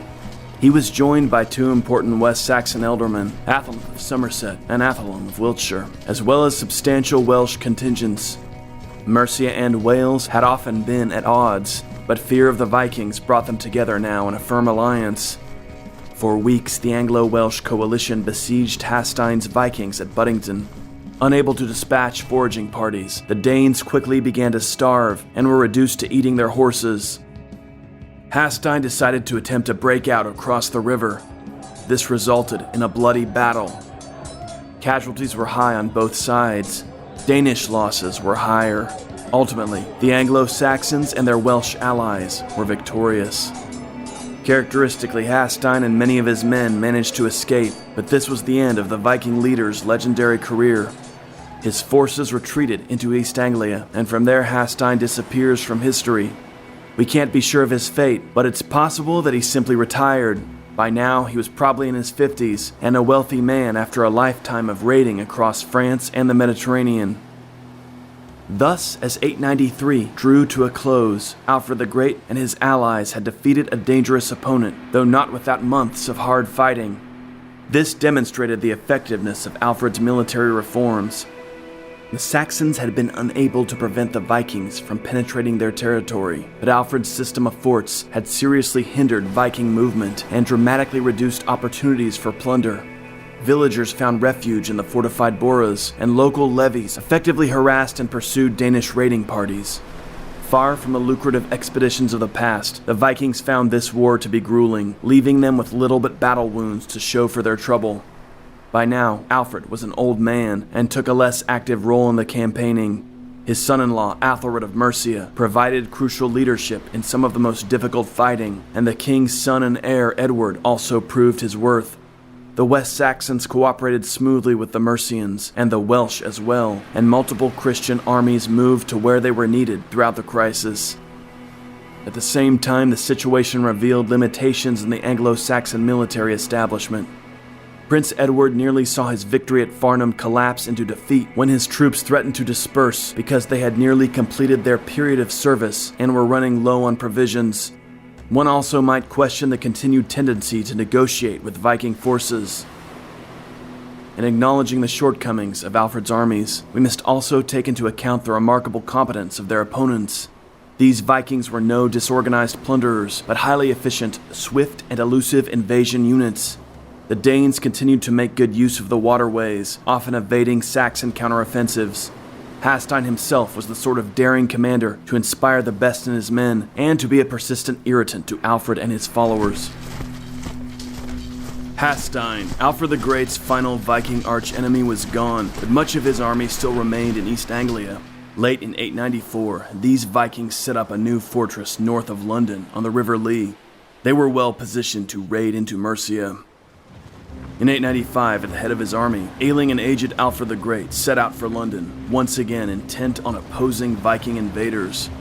Concerned that the Danes might disrupt the harvest, the king constructed earthen ramparts on both banks of the river, a double borough, blocking the enemy's path forward. The Vikings understood what the king intended, and they were hesitant to risk pitched battle with a superior Anglo-Saxon force. Meanwhile, Alfred's trusted friend and alderman, Athelnith, had established good relations with the Danish king of York, Gunfrith, so the Viking army could expect little help from Northumbria. Recognizing the futility of their situation, the Viking army at last disbanded and departed the Anglo-Saxon kingdom in 896. Again, Alfred's preparations in the 880s had paid off. His new system of forts made the kingdom unattractive to Hastein's remnant army. The same year, 896, the king's ships clashed with a force of Viking pirates off the coast of Wessex. After a bloody battle, 2 of the Danish vessels were captured. Gone were the days when Alfred was willing to be lenient. He promptly ordered the crew hanged. Finally, Alfred had peace. After 896, the king faced no further Viking attacks during his reign. In his last remaining years, Alfred continued to promote learning among his people. He also spent time on his own intellectual pursuits, focusing on his translations of the Psalms. After so many harrowing years, the king could be satisfied. He completed his days with Wessex and Mercia, securely defended, his people strengthened both physically and spiritually. Despite all this warfare, King Alfred received some peaceful Danish visitors. Oddar of Norway, a dedicated Viking trader, visited Alfred's court around this time. Oddar described himself as hailing from the furthest north of any who lived in the north. Robert Ferguson says, "We might see Oddar seated and ringed around by one or more of the curious scribes at Alfred's cosmopolitan Winchester court. A learned courtier leans forward, chin in one hand, quill pen in the other, and questions the well-traveled Norwegian. It's clear that Alfred's courtiers found Oddar's accounts of distant lands quite useful and interesting. Alfred himself used information from Oddar to supplement his translation of Orosius's History of the World." Robert Ferguson adds, "The homely account Oddar gives of life in the far north of Norway is in striking contrast to the violence otherwise associated with the Scandinavian homelands during the Viking Age, and his talk of tame reindeer and 20 pigs is a world away from Odin, human sacrifices, blood eagles, and raven banners." Alfred's scribes asked Oddar about his economic status in his home country and recorded his reply. He was a very wealthy man by the standards they used to judge wealth, that is to say, in deer. At the time of his visit to the king, he had 600 unsold tame deer. They called these animals reindeer, and 6 of them are decoy deer. These are very valuable among the Sami, for they used them to trap the wild reindeer. He was one of the most powerful men in his country, yet he owned no more than 20 cows, 20 sheep, and 20 swine, and the little bit of earth he plowed with a horse. But their wealth consists mainly in the tax paid to them by the Sami. This tax takes the form of hides, feathers, whalebone, and rope made of whale skin and seal skin. This account seems to indicate that Oddar wasn't exactly successful in convincing his hosts to share his view of wealth. Nevertheless, Oddar's visit to King Alfred's court reminds us that the Viking world wasn't all raiders and warriors, and that friendly exchanges between Anglo-Saxon and Dane weren't uncommon. Finally, in the last year of the 9th century, Alfred the Great died, aged 50 or 51. The Anglo-Saxon Chronicle records, "He was king over the whole English people, except for that part which was under Danish rule, and then his son Edward succeeded to the kingdom." The king's alderman, Athelward, leaves a moving dedication. "Alfred passed from the world, king of the Saxons, a man replete with justice, vigorous in warfare, learned in speech, above all instructed in divine learning, for he had translated unknown numbers of books from rhetorical Latin speech into his own language, so variously and so richly that his book of Boethius would arouse tearful emotions, not only in those familiar with it, but even in those hearing it for the first time. The king died on the 7th day before the Feast of All Saints. His body lies at peace in Winchester. Now readers say, O Christ our Redeemer, save his soul. Alfred the Great's reputation would only grow with time. Having taken his kingdom from a point of near destruction to strength and rebirth, he has often been praised as the crucial founding figure in the history of England. After his death, his actions would bear even richer fruit. Upon the firm foundations of his reforms, his heirs, his son Edward the Elder, his daughter the Lady Athelflaed, and his grandson Athelstan, would bring to fruition an Anglo-Saxon England triumphant, militarily, artistically, and religiously. In the 9th century, Viking raiders assailed the collapsing Carolingian Empire, but as the Vikings entrenched themselves in France, they began to look farther south, to the Iberian Peninsula, modern Spain and Portugal. Most of Spain was ruled by the Emirate of Córdoba, the wealthiest and militarily strongest state in Western Europe during this period. The emir's well-organized armies posed a real danger to any Viking raiders, but the wealthy cities of Muslim Spain, known in Arabic as Al-Andalus, were too tempting to resist. Two Viking leaders, Hastein and Bjorn Ironsides, formed an alliance and struck out for the Iberian Peninsula. Their target, the rich towns of the Emirate of Córdoba. Once Vikings entrenched themselves on the River Loire in France, it was only a matter of time before they pressed farther south to explore the wealthy Muslim holdings in the Iberian Peninsula, that is modern-day Spain and Portugal. The riches of Córdoba were a tempting prospect. In the 9th century, the Umayyad Emirate of Córdoba was the westernmost stronghold of Muslim civilization. The bulk of the Iberian Peninsula was under Muslim rule. Only in the rugged Cantabrian mountains of the northwest did Christian rule endure. Córdoba, with a population of some 200,000, was by far the largest and richest city in Western Europe. But Muslim Spain would be no easy pickings. The emirate boasted a strong and well-organized military of infantry and light cavalry. During this period, the emir's armory manufactured 20,000 arrows every month. Both infantry and cavalry wore mail or scale armor, as well as iron helmets, which only wealthier Vikings could afford. The Emirate's leading warriors were the Mamluks, slave soldiers raised from boyhood to be the emir's elite fighting force. Córdoba's standing army could react more quickly to a Viking attack than the levies of France or England. Indeed, the Iberian Peninsula as a whole was primed for war. In the face of the Muslim military powerhouse to its south, the Christian kingdom of Asturias had to maintain a high level of combat readiness. The poor but determined Christian states of the Iberian Mountains also posed a considerable challenge to Viking raiders. In the east, Muslim geographers described the Vikings they met in Russia as Al-Rus. In Spain, they called them Al-Majus. The term was not created for the Vikings, but for the Zoroastrians of Persia, for whom fire was a primary symbol. Arab writers misinterpreted the cremation in Viking funerary rites as fire worship. Their religion is that of the Magi, wrote the chronicler Al-Watwat, and they burned their dead with fire. The geographer Ibn Said offered his own interpretation of fire worship among northern peoples. Nothing to them seems more important than fire, for the cold in their lands is severe. History records 844 as the year of the first Viking raid on the Iberian Peninsula. From the Loire, a Viking band sailed south to the Gironde. Charles the Bald, the king of West Francia, was distracted by a dispute with Pippin of Aquitaine, and so the Vikings managed to sail up the river Garonne as far as Toulouse. They moved on to plunder the coast of Galicia and Asturias. When they attacked La Coruña, they encountered a strong Christian force led by King Ramiro I. Ramiro's troops fought cohesively and effectively. Galician ballistas, giant crossbows, inflicted serious casualties on the Vikings. The Christians captured 70 of the Norsemen's longships, and Ramiro ordered them burned on the beach.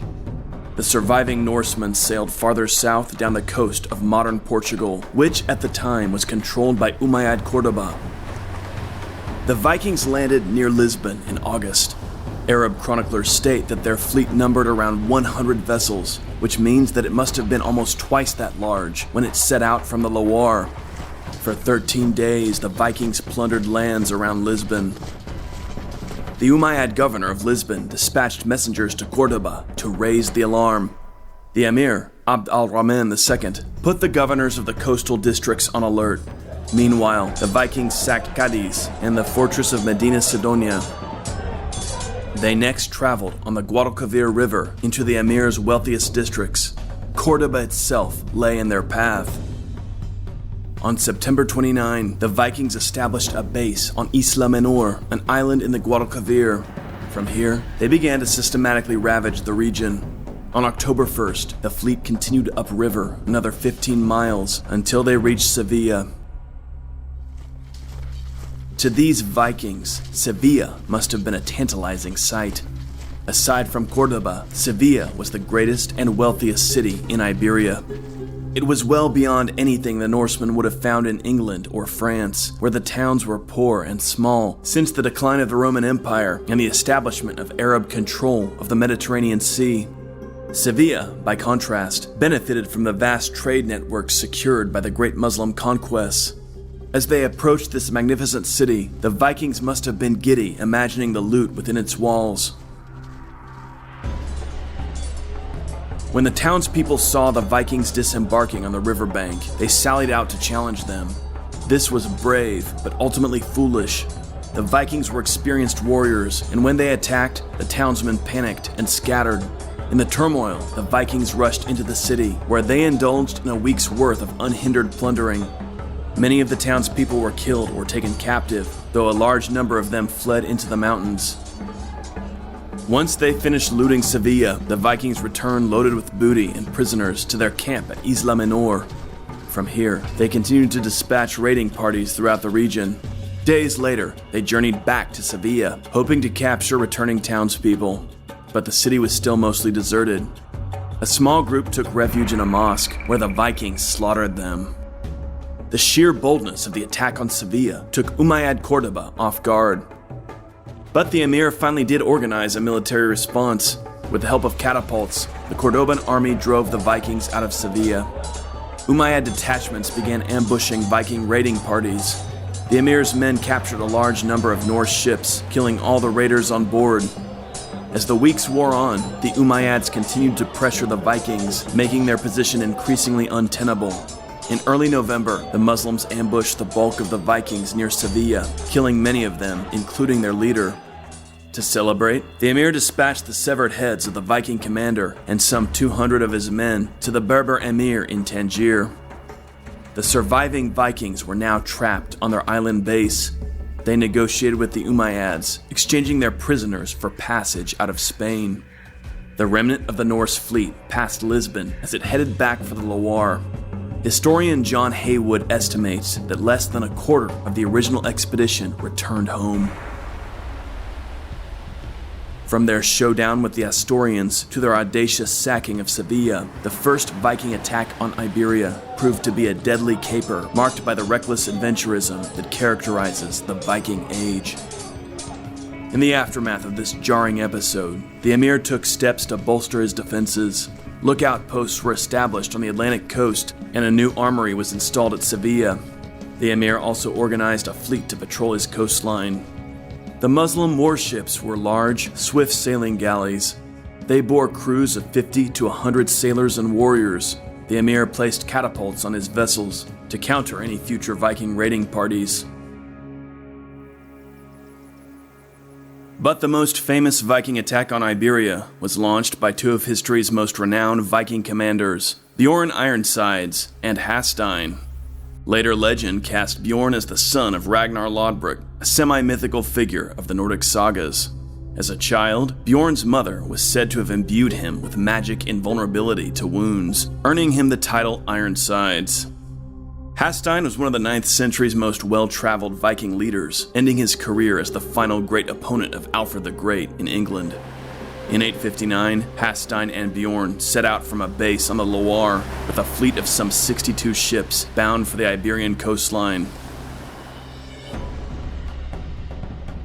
First, they tried to attack Galicia and Asturias, but the Christians confronted them with a resistance that proved too strong, so they moved on to plunder the emir's western coastline, where initially they found easier pickings. But the emir's fleet responded quickly, capturing 2 Viking ships already loaded with plunder and prisoners. With Muslim ships in pursuit, Bjorn and Halstein made a drive up the Guadalquivir, perhaps intent on attacking Sevilla. When the emir's ships attacked with incendiary weapons, the Vikings lost several ships to fire and narrowly escaped. The usual Viking tactic was to avoid strong resistance and look for an easier target, and Bjorn and Halstein did just that. They moved on to Algeciras, near Gibraltar, where they launched a surprise attack. The inhabitants were completely overwhelmed. The Vikings sacked the town and burned the chief mosque. Hoping to find more plunder, Bjorn and Halstein now crossed the Straits of Gibraltar and entered the Mediterranean. They struck the African coast, attacking Nakor. They made short work of local troops and then plundered freely for a week. They captured the harem of a local emir, which was later ransomed by the emir of Córdoba himself. From Africa, the Vikings veered back to Muslim Spain, plundering the coast of Murcia and the Balearic Islands. From here, they moved back to plunder parts of France before setting up a winter camp on an island in Camargue, a large delta of the River Rhône. In the spring, Halstein and Bjorn sailed some 100 miles up the Rhône, plundering Nîmes, Arles, and Valence as they went. But the Franks defeated them in battle, and so they decided to head back out into the open sea.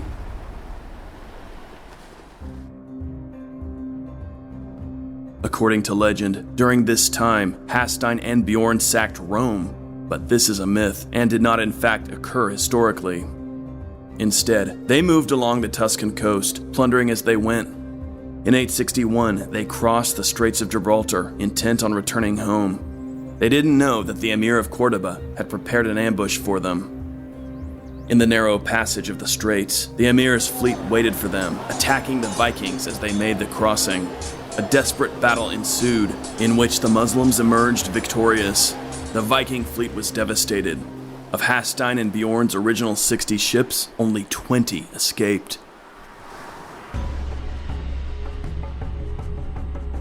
Ever undaunted, Bjorn and Halstein continued raiding with their remnant fleet. Just before they exited Spanish waters, they attacked the tiny Christian kingdom of Navarre, sacking the town of Pamplona. Amazingly, they managed to capture King Garcia I. For his ransom, the Vikings collected an incredible 70,000 gold dinars. Thus, despite the final disaster of their expedition, the survivors of Bjorn and Halstein's band returned to the Loire in 862, very rich indeed. It's one of those twists of fate that seem to characterize Viking history.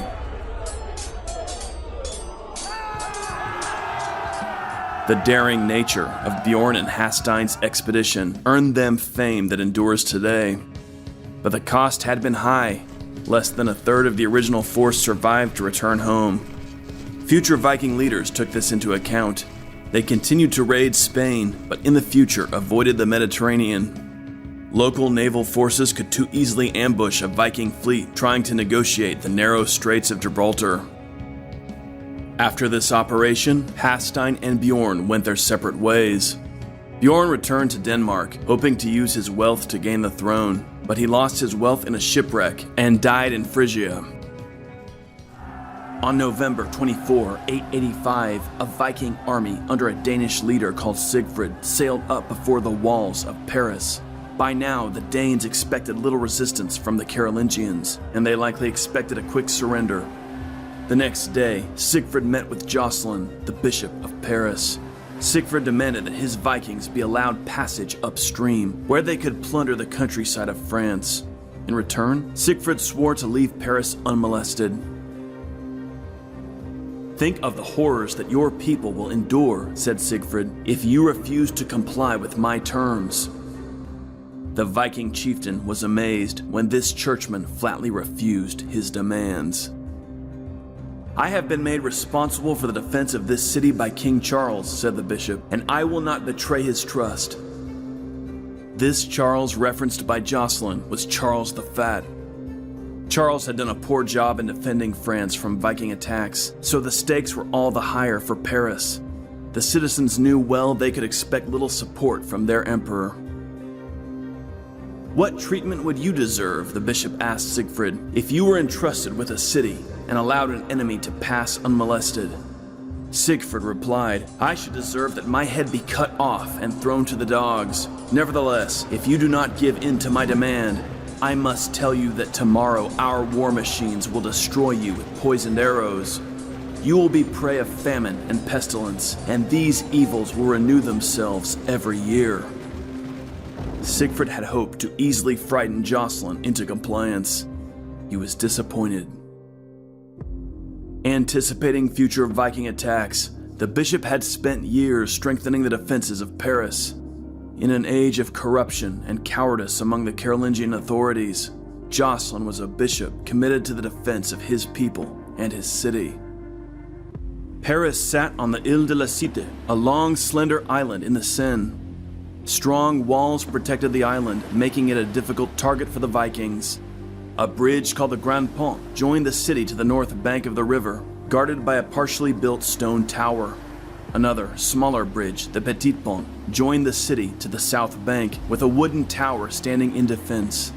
These two bridges totally controlled traffic on the river. To continue with their plundering expedition, the Vikings would have to overcome these fortifications. The bishop was not the only resolute leader in Paris. Count Odo, son of Robert the Strong, led the military operations against the Danes. Odo represented the tough crop of Frankish nobles stepping up to fill the void of leadership left by the failing Carolingian kings. Odo's garrison contained no more than 200 soldiers, but like the bishop, Odo was determined. In the face of impossible odds, courageous leadership can go a long way. Mangonels and ballistas equipped the walls of Paris, giving the defenders a fighting chance against the siege equipment of the Danes. We are unsure as to the exact size of Sigfrid's army, but Christian chroniclers recall that it was enormous. Historians today estimate that the Danish ships numbered around 300, and their army was probably composed of thousands or even tens of thousands of men. At dawn, Sigfrid began his assault. The chronicler Abbo of Saint-Germain says, the city resounded with clamor. The people were aroused, the bridges trembled, all came together to defend the tower. There Odo, his brother Robert, and the Count Ragnar distinguished themselves for their bravery. Inspired by their commanders, the Christians fought hard. The bishop himself planted a crucifix on the city walls and personally used a bow to launch arrows at enemy troops. For Jocelyn, the desperate circumstances overrode his priestly vow against shedding blood. As night fell, the Danes withdrew, dragging their dead along with them. Through the hours of darkness, Odo and the bishop oversaw repairs to the damaged tower. The Franks added an extra story, and when the Danes awoke, they found that the tower stood even higher than it had yesterday. Now the Vikings tried to mine the tower's foundations. The Franks countered this by pouring boiling pitch and oil down onto them. The shrieks of the Danish miners echoed hideously, with some of them tearing off the skin of their own scalps as they burned to death. From the walls, the Christians cheered. Defeated, the Danes skulked away to their camp, where they were now assailed by the jeers and mockery of their wives and concubines. Sigfrid was enraged and determined to avenge this humiliation. The Danes gave up on the idea of a quick victory. Their ire roused by the doggedness of the Franks, they committed to a long siege. In January, Sigfrid launched a three-pronged attack. One division of the Viking army attacked the stone tower on the north bank, while their comrades assaulted the city from their ships. The Danes tried to fill in the moat, using logs, straw, and even dead animals and captives. For 3 days, the Vikings struggled to move their siege towers into position, but the Franks sallied forth from the city and managed to burn 2 Danish engines. A few Vikings broke into Paris, only to be slaughtered by the citizens. After suffering another humiliating defeat, the attackers benefited from the weather. In February, the Seine flooded and surging waters smashed the Petit Pont. During the night, Bishop Jocelyn dispatched a band of Franks to occupy the wooden tower so that the bridge could be repaired. But Siegfried spotted this maneuver and quickly attacked the tower. From the walls of Paris, the Franks could only watch helplessly as their brave comrades were massacred on the south bank. The Vikings threw the bodies in the river and burned the wooden tower to the ground. Siegfried could now accomplish his original goal. He could now move his army past Paris to plunder the French countryside, but the proud Viking had no intention of letting the stubborn Parisians off the hook. With part of his force, he maintained the siege, while the rest of his men plundered Chartres to the west and Evreux to the south. By spring of 886, disease and hunger plagued the defenders of Paris. The cemeteries could no longer hold their dead. The Franks suffered a terrible blow when their beloved Bishop Jocelyn fell ill and died on April 16. With a small band of followers, Count Odo struck out on a secret mission to personally plead with the emperor to bring his army to Paris. Charles replied with non-committal assurances. Disappointed, Odo returned at once to rejoin the beleaguered Parisians. Abbo describes what happened when Odo returned from this desperate errand. One day, Odo suddenly appeared in splendor in the midst of 3 bands of warriors. The sun made his armor glisten and greeted him before it illuminated the country around. The Parisians saw their beloved chief at a distance, but the enemy, hoping to prevent his gaining entrance to the tower, crossed the Seine and took up their position on the bank. Nevertheless, Odo, his horse at a gallop, got past the Northmen and reached the tower, whose gates were opened to him. Finally, in October, the Archbishop of Reims warned the emperor that if he lost Paris, he would lose his kingdom. At last, Charles raised an army and marched. But when he arrived at Paris, much to the dismay of the defenders, the emperor simply opened negotiations with the besiegers. Incredibly, Charles granted the Vikings exactly what they had originally wanted: permission to sail past Paris and ravage the Burgundians. The Count of Burgundy had been disloyal to the Carolingian regime, and Charles didn't mind punishing him with Viking violence. The defenders of Paris were disgusted. They refused to honor the terms of Charles the Fat. By now, the Petit Pont had been repaired, and the Parisians blocked the Danish ships from advancing. The Vikings had to drag their vessels overland and relaunch them upstream of Paris. As a final demonstration of his weakness, Charles paid the Danes a hefty 700 pounds of silver in return for peace. The outcome of the siege of Paris destroyed what little credibility still clung to Charles the Fat. During a council at Frankfurt, the East Franks deposed Charles and elected his nephew Arnulf in his place. Abandoned even by his close retainers, Charles retired to a private estate in the Black Forest, where he died in January 888. Rumor held that Arnulf had ordered his uncle strangled. At last, the ancient empire of Charlemagne collapsed completely. While the East Franks recognized Arnulf, Burgundy, Italy, and Provence all elected their own rulers. Meanwhile, the West Franks crowned as their king Odo, the hero of Paris. In Odo, the Vikings would face a very different sort of opponent. Over the coming years, men like Odo and Arnulf would fundamentally shift the trajectory of the Viking Age in France. Today, the United Kingdom is among the world's most celebrated monarchies. It is also one of the longest running. The roots of the British monarchy lie deep in the early Middle Ages. Who was the first king of England? Interestingly, the harrowing Viking invasions of the 9th century led to the birth of a united English kingdom. Today, on Real Crusades History, we'll delve into England's distant past and discover the first king of England to emerge from the near-apocalyptic clash between Anglo-Saxons and Vikings. At the start of the 9th century, there was no indication that the region today known as England would ever be united into a single kingdom. Instead, there existed several small Anglo-Saxon kingdoms, each ruled by its own chieftain.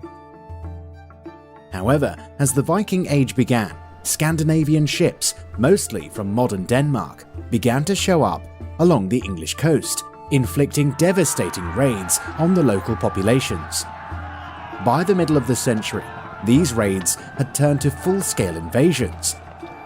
In 865, a united Viking army, the Great Heathen Army, attacked the Anglo-Saxon kingdoms. Within 10 years, nearly all of the old Anglo-Saxon kingdoms had fallen. Northumbria in 867, East Anglia in 869, and most of Mercia between 874 and 877. All of these territories, known as the Danelaw, regions under the law of the Danes, would be ruled by the Vikings. Only the Kingdom of Wessex, ruled by Alfred the Great, survived. However, the Vikings also threatened Wessex, and it seemed that Wessex too would soon fall to the Danish invaders. Alfred the Great and his dynasty stood as the final defenders of Anglo-Saxon England. In 878, Alfred the Great and a small army of Anglo-Saxons finally turned things around. From their fortress of Athelney, hidden deep in the marshes of Somerset, they struck out and defeated the Vikings at the Battle of Edington. The Viking chieftain Guthrum surrendered and withdrew from Wessex. The Vikings still ruled Northumbria, East Anglia, and eastern Mercia, but Wessex under King Alfred was saved, and western Mercia was secured under Anglo-Saxon control. Alfred the Great launched a series of reforms, laying the foundation for a revival of Anglo-Saxon rule in England. Alfred was fortunate to have two very capable children, his eldest son Edward and his eldest daughter Ethelfled. In the early 880s, Ethelfled married Ethelred, Lord of the Mercians, ruler of Western Mercia, strengthening the alliance between the last two Anglo-Saxon kingdoms. In 895, when Alfred was an elderly king, his son Edward welcomed the birth of a baby boy, Athelstan. King Alfred presented his little grandson with the regalia of kingship, a Saxon sword and belt, and a royal cloak. When Alfred the Great died in 899, his son, Edward the Elder, succeeded him as King of Wessex. As Lady of the Mercians, Ethelfled cooperated closely with her brother, Edward. Ethelfled appears to have cherished her nephew, Athelstan, treating him like her own son. When Athelstan was a small boy, he went to live in Mercia, in the household of his aunt, Ethelfled. Here, Athelstan was educated at the monastery school of Worcester.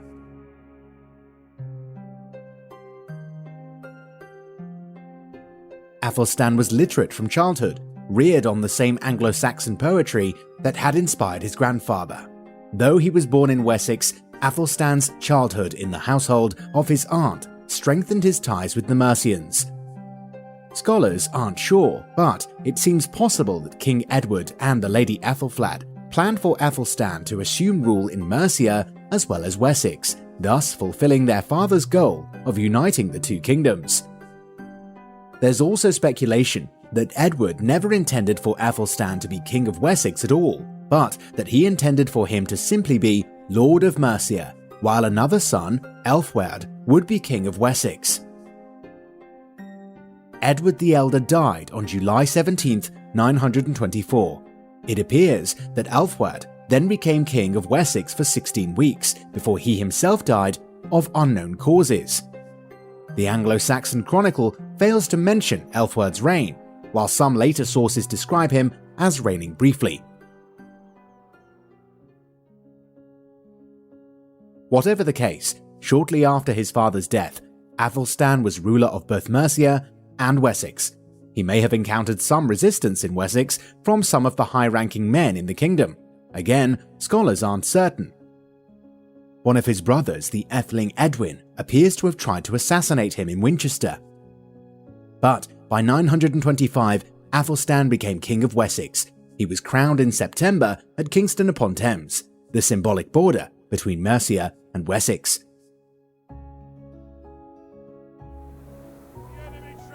Athelstan was now around 30 years old, already a seasoned politician who had benefited from the wisdom of both his father and his aunt. In the early Middle Ages, no king ever succeeded just as a matter of course.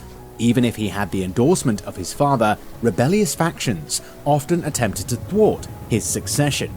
Athelstan's coronation in 925 was as much a statement of the results of a power struggle as it was a smooth state-managed changeover. Clearly, Athelstan had won the political victory, and the other royal brothers would remain Athelings. Athelstan and his advisors followed the 9th century Frankish tradition. Athelstan was anointed not only as ruler, but as the special servant of God, like a bishop. The Carolingian Franks viewed anointing as crucial to kingship, and the Anglo-Saxons adopted this tradition fully. Thus, the church played an indispensable role in solidifying the power of the king, initiating him into the divine order as God's agent on earth. At his coronation, Athelstan was named King of the Anglo-Saxons. In addition to being anointed with oil by the clergy, he received the royal ring, the sword, crown, and scepter of kingship. Before the gathered nobles and clergymen, he made a threefold vow: to keep his people in peace, to forbid robbery and wrongdoing by all men, no matter their rank, and to promote justice and mercy through maintenance of the law. These were not mere platitudes, but addressed the most pressing concerns faced by 10th century Anglo-Saxon society. Those with power and energy must not simply be permitted to prey upon the weak and vulnerable. It was the king's role to ensure rule by law, not by brute strength. In this age, as in perhaps all ages, the descent into lawless chaos lay just below the surface. As a symbol of his role, and indeed of his humility, the king then freed a slave and his family. This was an ancient tradition performed by many early medieval kings. Although Athelstan faced opposition from some of his siblings, historian Christopher Brooke still concludes that he was as readily accepted as king in Mercia as in Wessex. The local particularities between these two kingdoms were dissolving. Athelstan sought to continue his family's work of subduing the Vikings. In 927, he began a series of energetic military operations which would spread West Saxon military power over the whole of Britain. At the time, York, in Northumbria, was ruled by the Viking clan Ivar, which also controlled the Irish city of Dublin. In 927, Athelstan invaded Northumbria, demolished the Viking forts, and seized control of York from the chieftain Olaf of the clan Ivar. It was a spectacular triumph. From the booty taken, Athelstan enriched his army. For the first time, a king from the House of Wessex controlled York. As a result, Constantine II, King of Scotland, and Owen, the Welsh King of Strathclyde, both submitted to Athelstan's overlordship. In 928, Athelstan subdued the 5 kings who ruled Wales. Coins from the time produced by Athelstan bear the inscription Rex Totius Britannia, King of all Britain. In Easter of 928, Athelstan sat in glory on his throne at Exeter. He had made a clean sweep of his enemies and achieved the subjugation of the whole island. He was, as David Wood writes, the most powerful man to rule in Britain since the Romans. Athelstan's fame spread throughout Christendom, and ambassadors arrived from foreign kingdoms bringing gifts and requesting marriage alliances with his sisters. Otto the Great of Germany exchanged books with Athelstan, and ultimately Otto himself married a West Saxon princess, Edith of England. Having acquired a far larger kingdom than any previous ruler, Athelstan sought to reduce criminality and abuses by local magnates. Athelstan's law codes are an important advance on the Mosaic, Old Testament, eye for an eye legislation that existed prior to his reign. His work is an example of the advance beyond tribal thinking to the need to enact justice on a wider scale. Athelstan's greatest challenge came in 937. That year, his old enemies sought to overthrow his power at last. Constantine II, King of Scotland, formed an alliance with the Viking Olaf of the clan Ivar and Owen, King of the Welsh-speaking kingdom of Strathclyde in southwest Scotland. Olaf, at the head of an army of Vikings from both Ireland and Northumbria, raided Mercia, leaving terrible destruction in his wake. In 937, Athelstan and his brother Edmund responded. They assembled a considerable army and marched north. The Anglo-Saxons met Olaf and Constantine's Viking, Scottish, Welsh coalition army at Brunanburh. Here took place one of the most memorable battles in the history of the British Isles. Standing opposite one another, the two armies advanced in shield wall formation, arrayed in the infantry fighting style typical of the period. The brutal hand-to-hand fighting lasted all day. The Anglo-Saxons endured serious casualties, but ultimately, Olaf's northern coalition was destroyed. Olaf fled to the Viking-held city of Dublin in Ireland, while Constantine returned to Scotland, where he eventually abdicated in 943, ending his days as a monk at the monastery of St. Andrews. The sources of the time provide no clear details as to the action of the battle. However, the Anglo-Saxon Chronicle does offer a stirring account. In this year King Athelstan, Lord of Nobles, dispenser of treasure to men, and his brother also, Edmund Atheling, won by the sword's edge undying glory in battle round Brunanburh. Edward's sons clove the shield wall, hewed the lindenwood shields with hammered swords. Their enemies perished. The people of the Scots and the Northmen fell doomed. The field grew dark with the blood of men from the time when the sun, that glorious luminary, the bright candle of God, of the Lord Eternal, moved over the earth in the hours of the morning, until that noble creation sank at its setting. There lay many a man destroyed by the spears, many a northern warrior shot over his shield, and likewise many a Scot lay weary, sated with battle.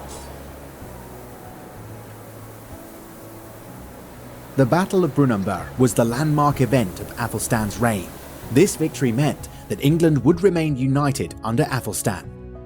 Because of this, Athelstan has often been considered the first proper king of the English. Hundreds of years later, the 12th century chronicler William of Malmesbury would write that no one more just or more learned ever governed the kingdom than Athelstan. Historians still debate the significance of Athelstan's reign. David Dumville calls Athelstan the father of medieval and modern England. Michael Wood describes Athelstan as one of the more important lay intellectuals in Anglo-Saxon history. Other historians insist that Athelstan was more critical in developing the idea of the Kingdom of England rather than the reality of it. George Molyneux writes, "The tendency of some modern historians to celebrate Athelstan as the first king of England is problematic, since there is little sign that in his day the title Rex Anglorum was closely or consistently tied to an area similar to that which we consider England. When Athelstan's rule was associated with any definite geographical expanse, the territory in question was usually the whole island of Britain." While the question remains open to debate, it's certainly true that Athelstan held more territory than any ruler of Britain since the Romans, and the kingdom he established clearly lies at the heart of the medieval kingdom of England. When he died in 939, Athelstan was recognized as one of the leading kings of Christian Europe. Today, some even describe Athelstan as the English Charlemagne. The Vikings who assailed the shores of Britain and France were mostly Norwegian or Danish, but Viking adventurers from Sweden were drawn east to the Baltic Sea and beyond. What drove their wanderlust was the dirhem, a high-grade silver coin minted and circulated throughout the vast Abbasid Caliphate. In the 9th century, the Caliphate's wealthy markets teemed with luxury goods. Bulgars and nomadic Khazars from north of the Caspian Sea sold beeswax, honey, furs, and, tragically, slaves to Arab merchants who paid well with silver dirhams. These coins found their way to Sweden and sparked the curiosity of enterprising chiefs. On the Swedish island of Gotland, vast silver hoards filled with Arab dirhams confirm the activity of Swedish Vikings trading and plundering in the Baltic and Russia. The Christians of England and France left vivid accounts of their battles with Vikings, but Swedish Vikings in the 9th century mostly encountered peoples without literate cultures. What we know comes largely from Arab travelers and Byzantine chroniclers, but neither dealt with Vikings frequently enough to provide a coherent account of their history. Both were intrigued by the Norse, called the Rus, and left behind fragmentary glimpses of their customs and trade. Snorri Sturluson's Ynglinga Saga describes a series of mythic battles between early Swedish chieftains in which the defeated party often fled to a life of seafaring. These wandering sea kings set out with their warbands for the mysterious East. Snorri even describes the ancient homeland of the Swedes as existing somewhere in the Caucasus. One legend describes a Swedish sea king named Svegdir who braved the Baltic on a quest to find the home of the gods and Odin himself. His journey lasted 5 years and eventually took him to the land of the Turks and Sweden the Great, where he met many kinsmen. During the early 9th century, dragon-headed Viking longships blazed trade routes from the Baltic through the Black and Caspian Seas. Some pressed all the way to Constantinople, capital of the Byzantine Empire, and Baghdad, the hub of the Abbasid Caliphate. The sprawling, glittering city of Constantinople in particular dazzled the Vikings, who called it Miklagard, the Great City. Vikings operating in this eastern world acquired the name Rus. The origins of the term remain mysterious. It may be rooted in the Finnish name for Swedes, or from the Old Norse word for a crew of oarsmen. It could also be rooted in a Byzantine term to describe the blonde hair of Scandinavians. The trade route for the Rus moved first through the Gulf of Finland, up the river Neva, along the southern shores of Lake Ladoga, and on to the river Volkhov. Along this river, the Rus established permanent settlements, Staraya Ladoga, and further south, Novgorod. Novgorod means New Gorod. It sprang up on the north end of Lake Ilhem. Here, archaeologists have found necklaces with pendant hammers, prized by devotees of Thor, amulets with runic inscriptions, and even the small, carved figure of a Valkyrie. The Arab chronicler Ibn Rustar visited this town and estimated its population to number in the thousands. They have no fields, records Ibn Rustar, but simply live on what they get from the Slavs' lands. When a son is born, the father will go up to the newborn baby, sword in hand, and throw it down. "I shall not leave you with any property," he says. "You have only what you can provide for yourself with this weapon." Like their Western cousins, the Swedes were conquerors as well as traders. They seized control of Slavic and Finnish settlements along the river routes and became the ruling elite of a growing network of trading towns. From these bases, the Vikings raided other Finnish and Slavic tribes, extracting tribute in furs and slaves, which the Byzantines and Arabs were always willing to buy. Spring was the trading season, and by autumn, most of the trading convoys had broken up. But when the ground froze, warbands moved more easily overland, winter was the season for raiding. Our most intriguing early account of the Rus comes from the court of Louis the Pious, Emperor of the Franks and son of Charlemagne. In 839, a Byzantine embassy sent by the Eastern Emperor Theophilus at Constantinople arrived at Louis's court at Ingelheim. The mission of this embassy was to confirm a treaty of alliance between the Western and Eastern emperors. Among the Byzantine diplomats was a band of Viking Rus, who asked for the friendship of Louis. They had with them a letter from Theophilus himself, who requested that the Frankish emperor give the Rus safe passage through his own territories as they travelled back to their home in the north. The Rus explained that by this roundabout diversion, they could avoid certain hostile tribes they'd encountered during their trip from Constantinople. The Frankish annalist tells us that these Rus were of Swedish origin. Louis didn't trust them. The Franks had grown suspicious of Nordic adventurers. Recently, the Rus' Danish cousins had sacked the Frankish port of Dorestad. In replying to the Byzantine emperor, Louis explained that he would detain the Rus at his court for an investigation. If he could confirm that they posed no danger to his lands, he would provide them with the assistance they desired. Otherwise, he would require them to return to Constantinople. Unfortunately, the account ends here. We have no idea what became of these mysterious travelers at the court of Louis the Pious.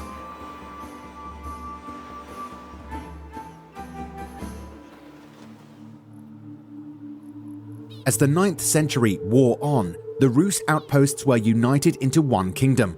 The Russian Primary Chronicle says that the local Slavic tribes, tired of endless internecine warfare, invited the Rus to rule them according to their law.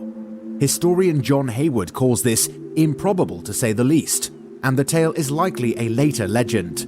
Rurik, the first Rus prince of the United Settlements, died around 879, succeeded by Oleg the Wise, known as such because he laid the groundwork for state administration. In 882, Oleg organized an army of Vikings and Slavs, struck out from Novgorod, and captured Kiev. He made Kiev his capital, and so was born the kingdom of the Kievan Rus. It's even reported that Oleg made a failed attack against Constantinople in 907, though the Byzantines make no mention of this. What we do know is that around this time the Byzantines afforded trading privileges to the Rus, so favorable that they must have been obtained by some military threat. Rus merchants were allowed to receive food, anchors, and sails for their boats in Constantinople, and granted use of public baths. In return, the Rus paid a fee in silver per ship, but the Byzantines would not allow the Rus to live within the city walls, or to bring in weapons, or to travel about the city without an imperial escort. In 911, the Rus struck a treaty with the Byzantines in which they agreed not to plunder Byzantine ships and to help any Byzantine vessels they found in danger. The treaty also contains stipulations for Rus who wanted to join the imperial army, for the emperor recognized the value of having Vikings in his ranks. Shortly after this treaty, Oleg died. The Primary Chronicle provides us with a whimsical legend of his death that belies his famed wisdom. A soothsayer warned the prince that his favorite horse would cause his death. Oleg therefore refused to ride or even look at the animal. 5 years later, the horse died, and Oleg mocked the soothsayer as a fraud. Recklessly, the prince inspected the bones of the dead animal only to be bitten by a poisonous viper hiding in the skull. Historians are more inclined to believe that he died during a raid on the Caspian Sea. Oleg was succeeded by Igor, who in 941 waged a disastrous attack on Constantinople. His fleet was annihilated by Greek fire launched from the Byzantine galleys, and Igor himself barely escaped being burned to death. In 944, he tried again, but this time the Byzantines bought him off, though on terms far less favorable than the previous trade deal. This setback led Igor to make harsher demands from the local Slavic tribes. In 945, he raided the Drevlians, who counterattacked and captured the Viking chieftain. The Byzantine chronicler Leo the Deacon says that the Drevlians bent down 2 trees, tied each one to one of Igor's legs, and then let them spring apart so that he was torn in 2. Igor's son was still a baby, and so his widow Olga took charge of the Rus state. She vowed revenge on the Drevlians. When they made peace offerings of furs and honey, Olga responded by attacking Iskorosten, modern-day Korostin in Ukraine, utterly destroying the town. Legend says that Olga burned or buried alive Drevlian prisoners. Whatever the case, she was a formidable ruler and preserved the Kievan state until her son assumed the throne in 963. To trade with the Arabs, the Rus Vikings had to travel far beyond their own settlements to Bulgar, some 20 miles downstream from the meeting of the Volga and the Kama rivers. Arab merchants took the Volga River or the Silk Road to Bulgar, where they traded with the Rus for slaves, furs, beeswax, honey, Baltic amber, walrus tusks, falcons, and the prized Frankish swords. Viking grave goods confirm that these Frankish swords, famous for their craftsmanship, were as valued by Scandinavians as they were by the Arabs. From the Arabs, the Rus gained not only silver coin, but silk, spices, perfumes, and beautifully colored ceramic beads that delighted Rus women. The Rus had their own quarter in Bulgar, where they raised wooden dwellings and set up a shrine to their gods. Here, religious rituals were performed, as success in trade was considered a gift of the gods. If trading went well, sheep and cattle were sacrificed in thanks. One Arab visitor to Bulgar was Ibn Fadlan, who found the Rus fascinating and extensively documented his impressions of them. Ibn Fadlan generally portrays the Rus negatively as barbaric pagans, but his account also betrays admiration. Medieval writings of the foreign other are notoriously biased, and we have no accounts from the Rus themselves against which to compare Ibn Fadlan's impressions. He sought to portray the Rus as exotic, strange, and horrifying heathens, and he fashioned his stories to both titillate and repulse the reader. We must treat his writings with caution. Ibn Fadlan described the Rus as washing daily, but he was disgusted by their use of communal water. He portrays them as mistreating their slaves, although other Muslim writers say that they treated their slaves well. He provides lengthy accounts of Rus sex practices, lingering over each racy detail. Ibn Fadlan expresses outright admiration for the physical appearance of the Rus.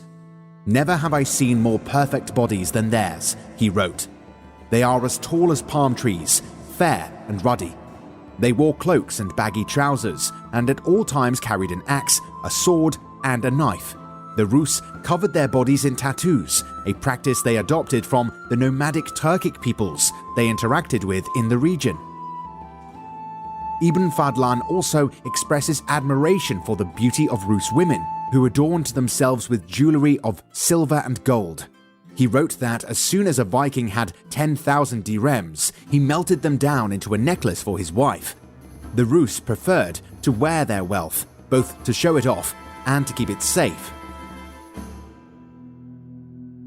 Ibn Fadlan writes eloquently of the imposing Rus king, who at the time of this account would have been Igor. Seated on a jewel-encrusted throne, Igor was surrounded by 40 beautiful concubines, and was liable to seize any one of them to satisfy his urges right there in public. 400 warriors attended him in his hall, all loyal to their king to the death. Each warrior had one slave girl to wash and dress him, and another to act as his bedmate. Most famous of all is Ibn Fadlan's supposed eyewitness account of a Viking funeral, in which the slave girl of the dead chief is ritualistically debauched and murdered in a brutal human sacrifice. Scholars have long debated the accuracy of this horrific description. Human sacrifice and slavery were a reality in the Viking world, as in much of the pre-modern world, but some historians suggest that parts of the account reflect practices more common among the Turkic-speaking peoples in whose lands the events of the account take place. Could the Rus have adopted some of the customs of the locals? Other scholars believe that Ibn Fadlan's account is mostly consistent with Norse funerary rites, while others still argue that it reflects traditions that sprang up exclusively among the Rus. Ultimately, we can never be certain of the whole truth. Ship burials were certainly a common feature of pre-Christian Scandinavian culture. At the close of the funeral described by Ibn Fadlan, the chief's closest male relative walks naked toward the ship, a burning torch in his grasp. He then lights the ship. Others now come forward, each heaping on wood and burning brands. Soon the ship is ablaze. The chief is dispatched to the afterlife. Ibn Fadlan records how one of the Rus told him the Arabs were wrong to put their loved ones in the ground, where they can be eaten by worms. We burn them in the fire in an instant so that they enter paradise immediately and without delay. This use of the term paradise reflects Ibn Fadlan's Islamic worldview and must have differed with actual Rus concepts of the next world. Muslims from the period in particular associated the Rus with the veneration of fire. Ibn Sa'id, a 13th century traveller, offers an explanation for his idea that northern peoples worship fire. Nothing seems more important to them than fire, he writes, for the cold in their lands is severe. As the Carolingian Empire fell apart, a new power would come to emanate across the Latin world from the Duchy of Normandy. The Normans, who would become Christendom's chief crusaders, strangely, were rooted in the heathen Viking raiders that plagued France for generations. It all began with a Norse chieftain, a follower of Odin, Rollo, a seafarer from Scandinavia. With the death of Charlemagne's son, Louis the Pious, the Carolingian Empire slipped into crisis. The mid-9th century was a period of civil conflict as the sons of Louis struggled with one another for power, and the empire was ultimately cleaved into 3 separate entities. The strife proved fertile ground for the seafaring raiders of the north. Penetrating France via the River Seine, Viking commanders such as Ragnar and Eskir plundered all the way up to Paris in the 840s. Askir ravaged and occupied Rouen in 841, and when he returned in 851, Rouen served as a base from which his raiders spread out on foot. 2 Viking forces attacked Paris and sacked Chartres in 857. Hasstein, who would later become an opponent of Alfred the Great in England, raided up the Seine in 858. The Carolingian government was increasingly incapable of dealing with these devastating assaults. The Norse knew well the situation in the once powerful empire of Charlemagne. The collapse of Carolingian legitimacy meant that local governors no longer derived their authority from the king, but were increasingly becoming autonomous lords in their own right. The people looked to the regional counts for protection, and these counts began to solidify their own geographically determined power bases. Viking violence simply broke the old imperial system, and the counts began working to ensure the loyalty of the local fighting men, the beginning of the feudal relationship. Meanwhile, the Carolingian church all but refused to cooperate with the king. Charles the Bald could not rely on church wealth to finance his troops. Impoverished and unable to field effective armies, the Carolingian kings were reduced to publishing impotent decrees. Crime was rampant, and the monarch was issuing proclamations that thieves should be admonished with Christian love to repent, and that punishments should be administered to the guilty, quote, as far as the local officials could remember them. As things grew worse, the kings even asked royal officials to solemnly swear that they themselves would not turn to theft and plunder. All the while, Viking violence made much of the Northwest uninhabitable. The Norse leaders Hasstein and Bjorn so ravaged the Cotentin Peninsula that it became a deserted wasteland.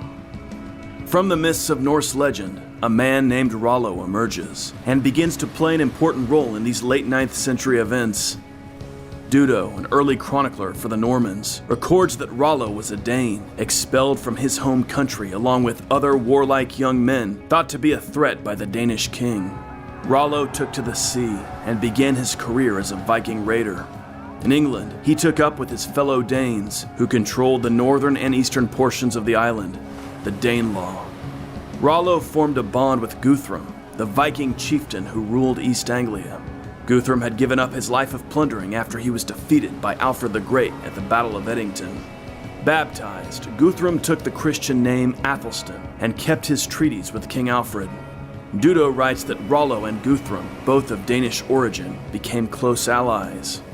No region brings forth extraordinary men, and ones actively instructed in arms, more than does the kingdom of the Danes, said Guthrum. Perhaps from Guthrum, Rollo began to gain an understanding of the success he might achieve not in raiding the Christians, but in forming associations with them.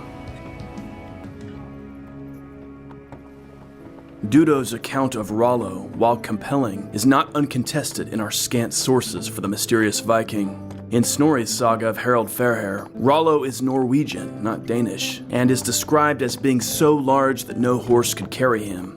Therefore, he is called Rollo the Walker.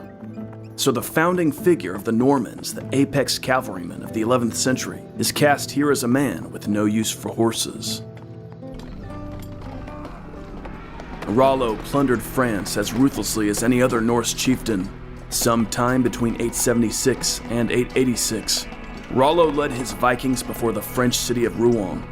The Franks who defended Rouen fought on horseback, but Rollo was determined to undercut their advantage. The ruse he devised might be considered an appropriate prelude to the famous cunning of the Normans. He had his Viking crew dig pits between the river Seine and the city walls, which were then concealed with turf. Once the battle was underway, the Vikings pretended to retreat to their ships. The Franks gave pursuit on their horses, at which point they fell straight into the trap set by the Norsemen. Rollo and his men then entered Rouen unopposed. In 911, King Charles the Simple invited Rollo to the negotiating table. Historian Robert Ferguson says that Charles formally recognized Rollo's right to rule a large area of northwest France, bluntly described as too often laid waste by Hasstein and by you. In return, Rollo and his Norsemen would convert to Christianity and assist Charles in the defense of his kingdom. The pact was sealed by a marriage between Rollo and Charles's daughter, Gisla. Dudo includes two anecdotes that emphasize the ideal of the independent and proud Viking warrior. Apparently, once the agreement had been made between the Carolingians and the Norsemen, Rollo was told that he must now demonstrate his submission to the king by kissing Charles's foot. Rollo refused. "I will never bow my knees at the knees of any man, and no man's foot will I kiss." He commanded one of his men to perform the gesture for him. The Viking came forward, seized the king's foot, and flung him over so that Charles went tumbling backward. This provoked laughter among the Norsemen, but outrage among the Franks. The story seems like a campfire tale passed down among the Normans to remind themselves of their superior prowess, but it does illustrate the undeniable reality that Charles's grant was, as Robert Ferguson calls it, a concession to reality. Dudo describes another occasion when one of Charles's emissaries asked a group of Vikings by what title their leader was known. The Vikings answered, "By none, since we are all equals." This emphasizes the old equality of the Viking warband. Warriors were equal to one another, but agreed to follow a commander who demonstrated competence. The emissary then asked if the Vikings would be willing to swear loyalty to Charles the Simple in return for lands and titles. The Norseman replied, "We will never subjugate ourselves to anyone, nor cling to anyone's service, nor take favors from anyone. The favor that would please us best is the one that we will claim for ourselves by force of arms and in the hardship of battle." Again, coming from a chronicle commissioned by Rollo's grandson, we see here depicted an old ideal that the Normans continued to prize. Two more grants of land followed. As a result, Rollo's territory roughly corresponded to modern-day Normandy. A charter from 918 describes the grant as being made to Rollo and his companions for the defense of the kingdom. It seems strange to solve the problem of chronic brigandage by handing territory to a pillager, and yet Charles's treaty with Rollo seems to have accomplished this goal. Robert Ferguson compares the granting of Normandy to Alfred the Great's agreement with Guthrum. In both cases, a Christian ruler sought to neutralize an enemy by legitimizing his power and bringing him into the Christian fold. In their own way, both succeeded. Once Rollo was established as Duke of Normandy, Viking attacks up the Seine came to an end. Rollo made sure of that. A volatile region was stabilized, and Paris was secured. In 923, Rollo and his men fought alongside the Carolingians in a military campaign led by King Charles. Meanwhile, according to Dudo, Rollo divided the land among his followers by measure and rebuilt everything that had been deserted, and restored it by restocking it with his own warriors and with peoples from abroad. Rollo seems to have taken his role as the king's man seriously and worked to restore law and order to Normandy. We don't know how Rollo organized his administration, if we can use that term at this point, whether he ruled more as a Viking chieftain or as a Frankish count. Perhaps he was in some parts both. There is evidence, however, that he ruled mostly as a Frankish autocrat. He passed laws making robbery and violence punishable by death, a far stricter sentence than was imposed in Carolingian lands. This foreshadows the destiny of Normandy, which would become the most well-ordered region in France. In one account, Rollo decrees that farm implements should be left out in the field overnight. One farmer's wife hid her husband's tools and then reported them stolen. Rollo at once replaced the man's equipment and then began investigating the theft. However, when the Duke discovered what had really happened, he had the offending woman scourged until she confessed. At last, the husband admitted that he'd known the truth all along. Rollo handed down two convictions, the one that you are the head of a woman and ought to have chastised her, the other that you were an accessory to the theft and were unwilling to disclose it. Both the man and his wife were hanged. Dudo claims that this outcome so deterred future thefts that Normandy remained free of petty criminality for 100 years.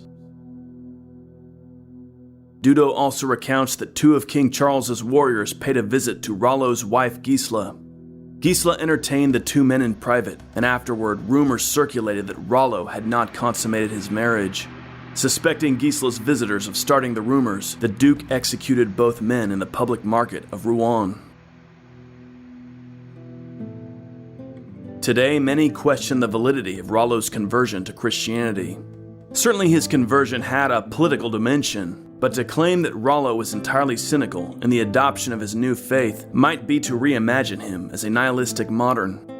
Vikings stood in awe of the supernatural, though there must have been a divide between Rollo's conception of the divine and that of his Frankish partners. He might have perceived himself as holding some sort of dual allegiance. Dudo predictably portrays Rollo as entirely sincere in his conversion, but other chroniclers are not so certain. Adamar of Shaban, writing some 100 years after Rollo's death, described the ruler's final days as a time of religious madness, in which Rollo the heathen battled with Rollo the Christian.